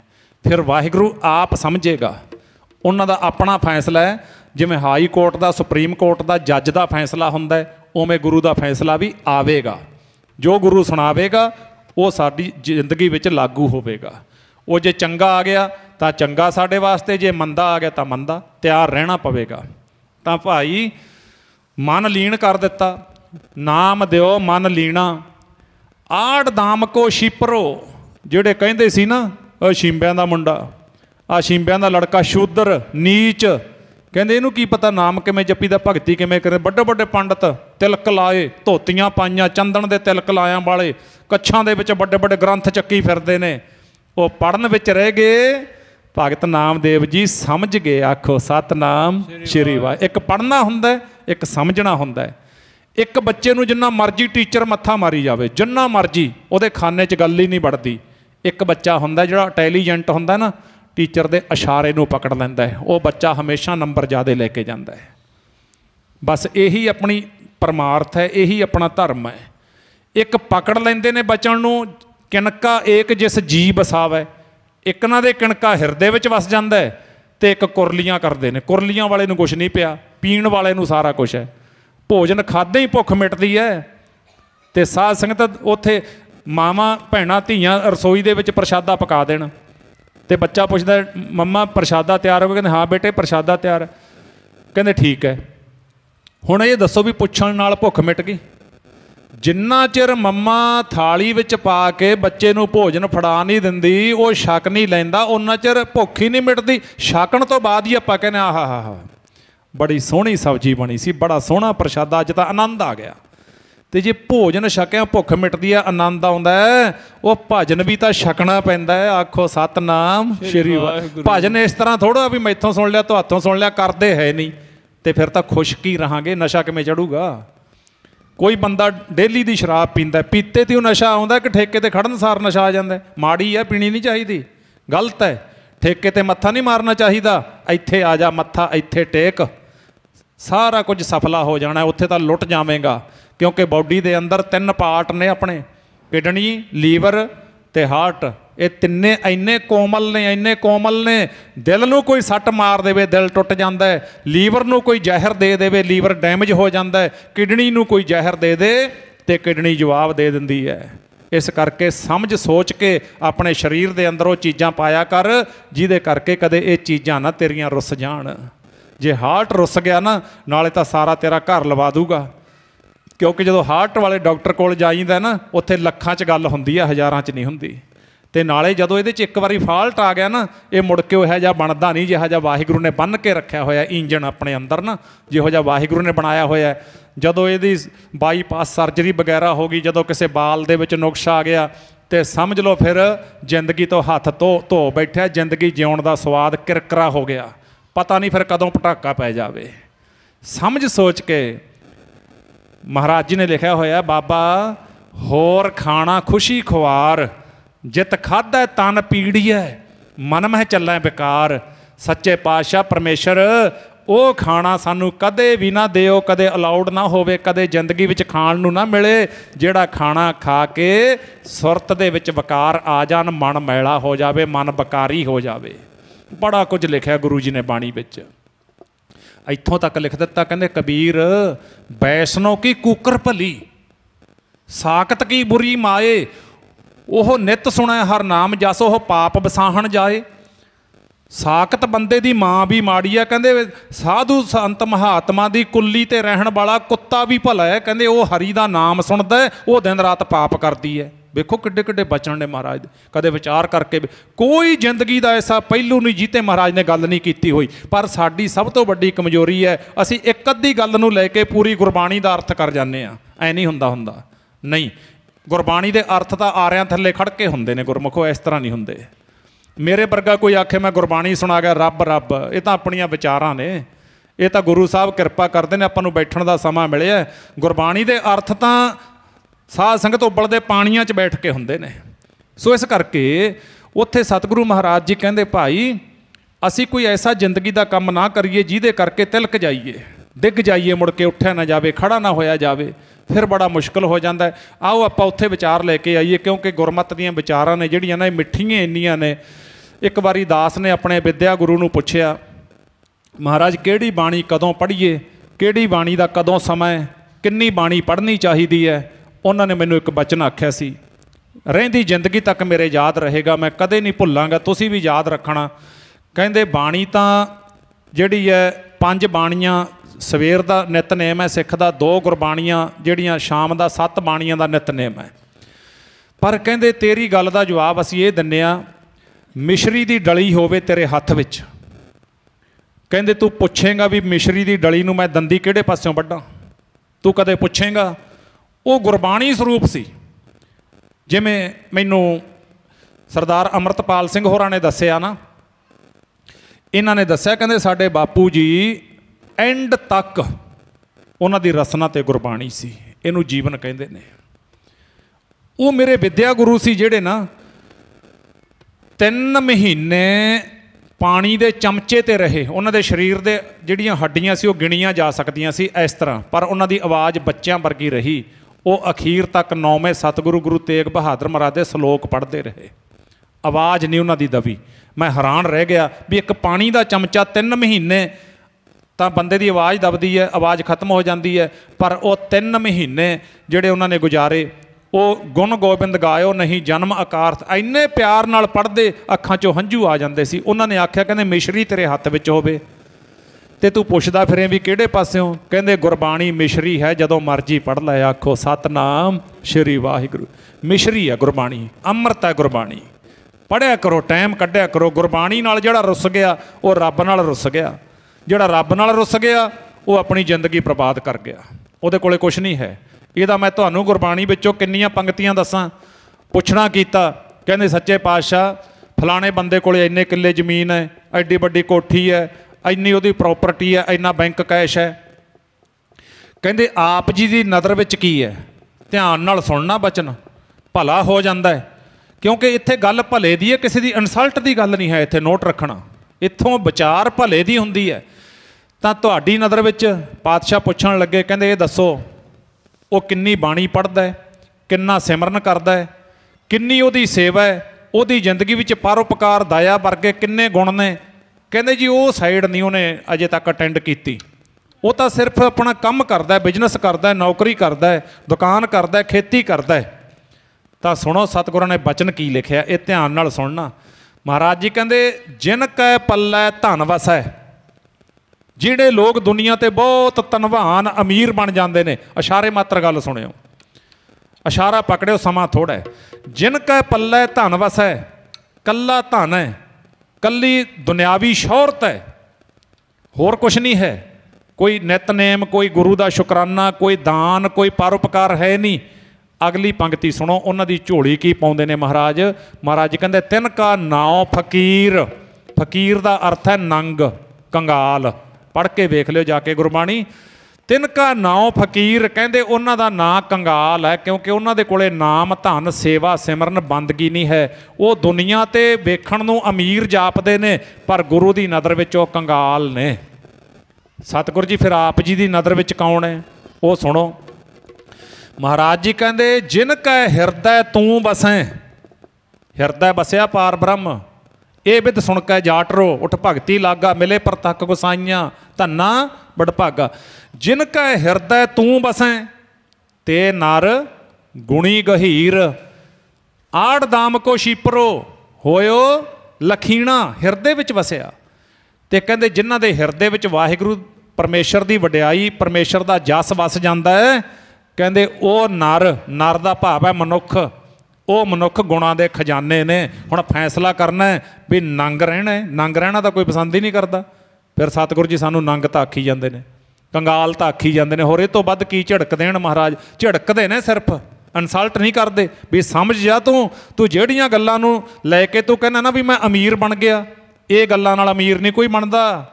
ਤੇ ਇੱਥੇ ਤਾਂ ਛੱਪਰੀ 'ਚ ਰਹਿ ਕੇ ਭਗਤ ਰਵਿਦਾਸ ਜੀ ਨੇ ਜਿਹੜਾ ਸਾਧ ਸੰਗਤ ਬੰਦਗੀ ਕੀਤੀ, ਛੱਪਰੀ 'ਚ ਰਹਿ ਕੇ ਭਗਤ ਕਬੀਰ ਜੀ ਨੇ ਕੀਤੀ। ਇਹਦਾ ਭਾਵ ਇਹ ਵੀ ਨਹੀਂ ਹੈ ਵੀ ਅਸੀਂ ਛੱਪਰੀਆਂ 'ਚ ਹੀ ਰਹਿਣਾ ਹੈ, ਇਹ ਨਾ ਸਮਝ ਲਿਓ। ਨਹੀਂ, ਰਾਜਾ ਜਨਕ ਜੀ ਨੇ ਮਹਿਲਾਂ ਵਿੱਚ ਬੰਦਗੀ ਕੀਤੀ। ਰਾਜਾ ਪੀਪਾ ਜੀ, ਅੱਜ ਭਗਤ ਪੀਪਾ ਜੀ ਰਾਜੇ ਸੀ, ਬੰਦਗੀ ਕੀਤੀ। ਰਾਜੇ ਹਰੀ ਚੰਦ ਨੇ ਬੰਦਗੀ ਕੀਤੀ। ਕਿੰਨੇ ਗਣਾ ਦੀਏ? ਸਾਨੂੰ ਬੰਦਗੀ ਕਰਨੀ ਪੈਂਦੀ ਹੈ, ਚਾਹੀਦੀ ਹੈ। ਉਹ ਸੋਈ ਹੈ ਵੱਡਾ ਜਿਹਨੇ ਰਾਮ ਲੇਵ ਲਾਈ, ਸੋਈ ਹੈ ਵੱਡਾ ਜਿਹਨੇ ਰਾਮ ਲੇਵ ਲਾਈ ਹੈ, ਕੋਈ ਹੈ ਵੱਡਾ ਜਿਹਨੇ ਰਾਮ ਲੇਵ ਲਾਈ ਹੈ, ਕੋਈ ਹੈ ਵੱਡਾ ਜਿਹਨੇ ਰਾਮ ਲੇਵ ਲਾਈ ਹੈ, ਕੋਈ ਹੈ ਵੱਡਾ ਜਿਹਨੇ ਰਾਮ ਲੇਵ ਲਾਈ ਹੈ, ਕੋਈ ਹੈ ਵੱਡਾ ਜਿਹਨੇ ਰਾਮ ਲੇਵ ਲਾਈ ਹੈ, ਸੋਈ ਹੈ ਵੱਡਾ ਜਿਹਨੇ ਰਾਮ ਲੇਵ ਲਾਈ ਹੈ, ਸੋਈ ਹੈ ਵੱਡਾ ਜਿਹਨੇ ਰਾਮ ਲੇਵ ਲਾਈ ਹੈ, ਕੋਈ ਹੈ ਵੱਡਾ ਜਿਹਨੇ ਰਾਮ ਲੇਵ ਲਾਈ ਹੈ, ਕੋਈ ਹੈ ਵੱਡਾ ਜਿਹਨੇ ਰਾਮ ਲੇਵ ਲਾਈ ਹੈ, ਕੋਈ ਹੈ ਵੱਡਾ ਜਿਹਨੇ ਰਾਮ ਲੇਵ ਲਾਈ ਹੈ, ਕੋਈ ਹੈ ਵੱਡਾ ਜਿਹਨੇ ਰਾਮ ਲੇਵ ਲਾਈ ਹੈ। ਕੌਣ ਵੱਡਾ? ਮਾਇਆ ਵਡਿਆਈ? ਮਹਾਰਾਜ ਜੀ ਕਹਿੰਦੇ ਨਹੀਂ, ਸੋ ਵੱਡਾ ਜਿਨ ਰਾਮ ਲਿਵ ਲਾਈ। ਵਾਰ-ਵਾਰ ਇਸ਼ਾਰੇ ਕਰਦੇ ਨੇ ਮਹਾਰਾਜ, ਰੇ ਮਨ ਰਾਮ ਸਿਉ ਕਰ ਪ੍ਰੀਤ। ਪ੍ਰੀਤਾਂ ਆ ਵੀ ਕਰਨੀਆਂ ਨੇ। ਮਾਂ ਨੇ ਪੁੱਤ ਨੂੰ ਪ੍ਰੀਤ ਕਰਨੀ ਹੈ, ਪੁੱਤ ਨੇ ਮਾਂ ਨੂੰ ਪ੍ਰੀਤ ਕਰਨੀ ਹੈ, ਭਰਾ ਨੇ ਪ੍ਰੀਤ ਕਰਨੀ ਹੈ, ਪਿਆਰ ਕਰਨਾ ਹੈ। ਇੱਥੇ ਸਮਾਜ ਵਿੱਚ ਵੀ ਅਸੀਂ ਇੱਕ ਚੰਗੇ ਮਨੁੱਖ ਬਣ ਕੇ ਜਿਉਣਾ ਹੈ। ਪਰ ਜੇ ਇਹ ਪ੍ਰੀਤਾਂ ਕਰਨੀਆਂ ਜਾਣਦੇ ਆ ਤਾਂ ਰਾਮ ਨੂੰ ਪ੍ਰੀਤ ਕਿਉਂ ਨਹੀਂ ਕਰਦਾ? ਇਹਦਾ ਜਵਾਬ ਮੰਗਦੇ ਨੇ ਮਹਾਰਾਜ। ਰਾਮ ਨੂੰ, ਵਾਹਿਗੁਰੂ ਨੂੰ ਪ੍ਰੀਤ ਕਰਨੀ ਇਹ ਸਾਡਾ ਤੁਹਾਡਾ ਫਰਜ਼ ਹੈ। ਤਾਂ ਉਸ ਵੇਲੇ ਗੋਬਿੰਦ ਗੋਬਿੰਦ ਗੋਬਿੰਦ ਸੰਗ ਨਾਮ ਦਿਓ ਮਨ ਲੀਣਾ, ਆੜ ਦਾਮ ਕੋ ਛੀਪਰੋ ਹੋਇਓ ਲਖੀਣਾ। ਮੌਕੇ ਦੇ ਪੰਡਤ ਵਿਦਵਾਨ ਕਹਿੰਦੇ ਲੈ ਛੀਂਬਿਆਂ ਦਾ ਲੜਕਾ, ਇਹਦੇ ਆਲੇ ਦੁਆਲੇ ਦੁਨੀਆ ਇਕੱਠੀ ਹੁੰਦੀ ਹੈ, ਸਾਰੀ ਦੁਨੀਆ ਤੇ ਜੈ ਜੈਕਾਰ ਹੋ ਗਈ, ਭਗਤ ਬਣ ਗਏ, ਪਰਮੇਸ਼ਰ ਦੇ ਵਿੱਚ ਮਨ ਲੀਨ ਕਰ ਦਿੱਤਾ, ਇੱਕਮਿਕ ਹੋ ਗਏ ਦੋਨੇ। ਤੇ ਫਿਰ ਹਜ਼ਾਰਾਂ ਸੰਗਤਾਂ ਭਗਤ ਜੀ ਦੇ ਘਰ ਠਹਿਰਦੀਆਂ ਨੇ। ਨਰਸੀ ਨਾਮਦੇਵ ਆ ਕੇ, ਤੇ ਜਦੋਂ ਭਗਤ ਨਾਮਦੇਵ ਜੀ ਦਰਿਆ ਦੇ ਕਿਨਾਰੇ ਜਾ ਕੇ ਬੰਦਗੀ ਕਰਦੇ ਨੇ, ਜਿੱਥੋਂ ਸਰਕੰਡਾ ਲੈ ਕੇ ਆਏ ਸੀ ਛੰਨ ਵਾਸਤੇ, ਉੱਥੇ ਵੀ ਦਾਸ ਜਾ ਕੇ ਆਇਆ। 2 ਕਿਲੋਮੀਟਰ ਦੇ ਫਰਕ 'ਤੇ ਆ ਉਹ ਜਗ੍ਹਾ ਜਿੱਥੇ ਜਾ ਕੇ ਦਰਿਆ ਦੇ ਕਿਨਾਰੇ ਰੇਤ ਵਿੱਚ ਬੈਠ ਕੇ ਬੰਦਗੀ ਕਰਦੇ ਸੀ। ਤੇ ਉੱਥੇ ਜਦੋਂ ਬੈਠੇ ਦਰਿਆ ਦੇ ਕਿਨਾਰੇ ਨਾ, ਉੱਥੇ ਇੱਕ ਸਾਜ਼ ਹੈ ਉਹਨਾਂ ਕੋਲੇ, ਜਿਵੇਂ ਆਪਾਂ ਅਖੰਡ ਪਾਠ ਸਾਹਿਬ ਕਰਾਉਂਦੇ ਹਾਂ, 3 ਦਿਨਾਂ ਦਾ ਅਖੰਡ ਪਾਠ ਸਾਹਿਬ ਚੱਲਦਾ ਨਾ, ਨਿਰੰਤਰ ਬਾਣੀ। ਉੱਥੇ ਇੱਕ ਸਰੰਦਾ ਸਾਜ਼ ਹੈ ਉਹਨਾਂ ਦੇ ਕੋਲੇ। ਆਲੇ ਦਾਲੇ ਦੇ ਜਿੰਨੇ ਉੱਥੇ ਪਿੰਡ ਨੇ, ਮੰਨ ਲਓ 30-40 ਪਿੰਡ, ਹਰ ਇੱਕ ਘਰ ਦੀ ਵਾਰੀ ਆਉਂਦੀ ਹੈ। ਤੇ ਉਹਦੇ 'ਤੇ ਨਾ ਸਾਜ਼ ਦੇ ਉੱਪਰ ਜਿਵੇਂ ਆਪਣੀ ਸਰੰਗੀ ਨਹੀਂ ਵੱਜਦੀ ਹੁੰਦੀ, ਤੁਸੀਂ ਸੁਣੀ ਹੋਣੀ ਹੈ, ਸਰੰਗੀ ਢਾਡੀ ਵਜਾਉਂਦੇ ਨੇ ਜਦੋਂ 12 ਲਾਉਂਦੇ ਨੇ, ਤੇ ਉਸ ਤਰ੍ਹਾਂ ਦਾ ਸਾਜ਼ ਹੈ ਸਰੰਦਾ। ਤੇ ਉਹਦੇ 'ਤੇ ਨਾ ਬਸ ਉਹ ਇੱਕ ਇਸ ਤਰ੍ਹਾਂ ਰੱਖਦੇ ਨੇ ਸਾਜ਼ ਦੇ ਤਾਰ ਦੇ ਉੱਪਰ, ਜਿਵੇਂ ਤੂੰਬੀ ਵੱਜਦੀ ਹੈ ਤੇ ਉਹ ਆਵਾਜ਼ ਕੱਢਦਾ ਮਿੱਠੀ ਪਿਆਰੀ ਟਣ, ਇਸ ਤਰ੍ਹਾਂ। ਉਹ ਸਾਧ ਸੰਗਤ ਜਦੋਂ ਤੋਂ ਭਗਤ ਨਾਮਦੇਵ ਜੀ ਸੱਚਖੰਡ ਗਏ ਨੇ ਨਾ, ਉਦੋਂ ਤੋਂ ਉੱਥੇ ਨਿਰੰਤਰ ਵੱਜ ਰਿਹਾ, ਦਿਨੇ ਵੀ ਤੇ ਰਾਤ ਨੂੰ ਵੀ, 24 ਘੰਟੇ ਬੰਦੇ ਬਦਲਦੇ ਰਹਿੰਦੇ ਨੇ। ਭਾਵ ਆਲੇ ਦੁਆਲੇ ਦੇ ਪਿੰਡਾਂ ਦੇ ਘਰਾਂ ਦੀਆਂ ਡਿਊਟੀਆਂ ਲੱਗੀਆਂ ਹੋਈਆਂ ਨੇ ਤੇ ਬੰਦੇ ਬਦਲਦੇ ਰਹਿੰਦੇ ਨੇ, ਪਰ ਉਹ ਸਾਜ਼ ਉਦੋਂ ਤੋਂ ਨਿਰੰਤਰ ਉੱਥੇ ਵੱਜ ਰਿਹਾ। ਦਾਸ ਦਰਸ਼ਨ ਕਰਕੇ ਆਇਆ ਉਹ ਜਗ੍ਹਾ ਦੇ। ਤਾਂ ਫਿਰ ਉੱਥੇ ਬੈਠ ਕੇ ਜਦੋਂ ਬੰਦਗੀ ਕਰਨੀ, ਕਹਿੰਦੇ ਲਓ ਇਹ ਨਵਾਂ ਉੱਠਿਆ, ਵਿਰੋਧਤਾ, ਇਨਕਲਾਬ, ਹਰੀ ਕ੍ਰਾਂਤੀ ਦੀ ਆਵਾਜ਼ ਉਠਾਈ, ਪਖੰਡ ਦਾ ਵਿਰੋਧ ਕੀਤਾ ਡਟ ਕੇ, ਵੀ ਪਰਮੇਸ਼ਰ ਜਿਹੜਾ ਹੈਗਾ ਉਹ ਇਹ ਨਹੀਂ ਵੀ ਉਹ ਸਾਧ ਸੰਗਤ ਵੀ ਉਹਦੇ ਨਾਂ 'ਤੇ ਲੁੱਟਾਂ ਕਰੋ, ਉਹਦੇ ਨਾਂ 'ਤੇ ਦੁਨੀਆ ਨੂੰ ਠੱਗੋ। ਨਹੀਂ, ਭਗਤ ਜੀਆਂ ਨੇ ਸੱਚ ਕਹਿ ਦਿੱਤਾ ਵੀ ਆਪਣੀ ਕਿਰਤ ਕਰੋ, ਨਾਮਾ ਕਹੈ ਤਲੋਚਨਾ, ਮੁਖ ਤੇ ਰਾਮ ਸੰਭਾਲ, ਹਾਥ ਪਾਉ ਕਰ ਕਾਮ ਸਭ। ਚੀਤ ਨਿਰੰਜਨ ਨਾਲ ਜਦੋਂ ਇਹ ਹੋਕਾ ਦੇ ਦਿੱਤਾ ਤੇ ਮੇਰੇ ਵਰਗੇ ਵਿਹਲਿਆਂ ਨੂੰ ਪੈ ਗਈ ਹੱਥਾਂ ਪੈਰਾਂ ਦੀ ਵੀ ਤਾਂ ਦੁਕਾਨਾਂ ਬੰਦ ਕਰੂ, ਕਿਉਂਕਿ ਮਾਫ ਕਰਨਾ ਤੁਸੀਂ ਲੋਕ ਵੀ ਸੱਚੇ ਹੋ। ਕਈਆਂ ਨੇ ਧਰਮ ਨੂੰ ਦੁਕਾਨਾਂ ਬਣਾਇਆ ਹੋਇਆ, ਤੇ ਸੱਚਾ ਜਿਹੜਾ ਹੁੰਦਾ ਨਾ, ਸੱਚੇ ਨੂੰ ਠੇਸ ਨਹੀਂ ਕਦੇ ਪਹੁੰਚਾਉਣੀ ਚਾਹੀਦੀ। ਜਿਹਨੇ ਦੁਕਾਨ ਨਹੀਂ ਬਣਾਈ ਹੋਈ, ਆਪਣੀ ਜ਼ਿੰਦਗੀ ਦਾ ਉਹ ਗਹਿਣਾ ਬਣਾਇਆ ਹੋਇਆ ਧਰਮ ਨੂੰ, ਗਹਿਣਾ, ਉਹਨਾਂ ਵਾਸਤੇ ਨਮਸਕਾਰ ਹੈ। ਤੇ ਜਿਹੜੇ ਦੁਕਾਨਾਂ ਬਣਾਉਂਦੇ ਨੇ ਧਰਮ ਦੀਆਂ, ਲੱਖ ਲਾਹਣਤ ਇਹੋ ਜਿਹੇ ਲੋਕਾਂ ਦੇ। ਧਰਮ ਦੁਕਾਨ ਦਾ ਨਾਂ ਨਹੀਂ ਹੈ, ਧਰਮ ਤਾਂ ਕਮਾਈ ਦਾ ਨਾਂ ਹੈ। ਆਪਣੀ ਕਿਰਤ ਦੇ ਨਾਲ ਪਰਮਾਤਮਾ ਦੀ ਕੀਰਤੀ ਕਰਨੀ। ਆ ਜਿਵੇਂ ਆਪਾਂ ਪਰਿਵਾਰ ਬੈਠੇ ਹਾਂ ਵਿੱਚ ਇਕੱਠੇ ਸਾਰੇ, ਇਹਨੂੰ ਕੀਰਤੀ ਕਹਿੰਦੇ ਨੇ ਪਰਮਾਤਮਾ ਦੀ, ਦੁਕਾਨਦਾਰੀ ਨਹੀਂ। ਤਾਂ ਉਸ ਵੇਲੇ ਜਿਹੜੇ ਸੀ ਉਹ ਕਾਜੀ ਮਲਾਣੇ ਇਕੱਠੇ ਹੋਏ, ਮੀਟਿੰਗਾਂ ਹੋਈਆਂ, ਕਹਿੰਦੇ ਵੀ ਇਹਨੂੰ ਸ਼ੂਦਰ ਨੂੰ ਕਹਿੰਦੇ ਮੰਦਰ 'ਚ ਨਹੀਂ ਵੜਨ ਦੇਣਾ, ਤੇ ਇਹਨੂੰ ਸ਼ੂਦਰ ਨੂੰ ਜਿਹੜਾ ਹੈਗਾ ਜਲਦੀ ਸਿੱਟੋ, ਜਿਵੇਂ ਰਾਜਨੀਤੀ ਦੇ ਵਿੱਚ ਹੁੰਦਾ ਹੈ। ਅੱਜ ਕੱਲ੍ਹ ਤਾਂ ਧਾਰਮਿਕ ਵੀ ਉਸੇ ਤਰ੍ਹਾਂ ਹੋਏ ਪਏ ਨੇ, ਇੱਕ ਦੂਜੇ ਨੂੰ ਸਿੱਟਣਾ, ਉਹਦੇ ਉੱਤੋਂ ਦੀ ਜੋੜੇ ਲੈ ਕੇ ਲੰਘਣਾ, ਇਨਸਲਟ ਕਰਨੀ, ਇੱਕ ਨੂੰ ਪਿੱਛੇ ਸਿੱਟਣਾ, ਆਪ ਅੱਗੇ ਨੂੰ ਵਧਣਾ। ਪਤਾ ਨਹੀਂ ਦੁਨੀਆ ਕੀ ਚਾਹੁੰਦੀ ਹੈ, ਕਿੱਥੇ ਜਾਣਗੇ। ਚੰਦ 'ਤੇ ਪਹੁੰਚ ਗਈ ਦੁਨੀਆ, ਅਜੇ ਨਹੀਂ ਟਿਕਦੀ।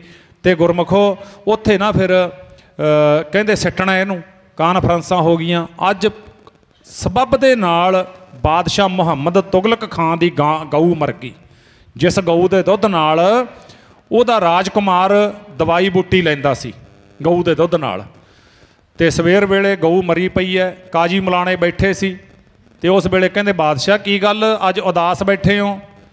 ਕਹਿੰਦੇ ਕੀ ਦੱਸਾਂ, ਗਊ ਮਰ ਗਈ ਹੈ, ਗਊ ਮਰ ਗਈ ਹੈ।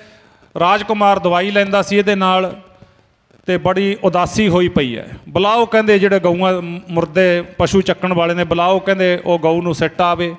ਕਾਜੀ ਮਲਾਣੇ ਕੋਲ ਹੀ ਬੈਠੇ ਸੀ, ਕਹਿੰਦੇ ਗੱਲ ਬਣ ਗਈ।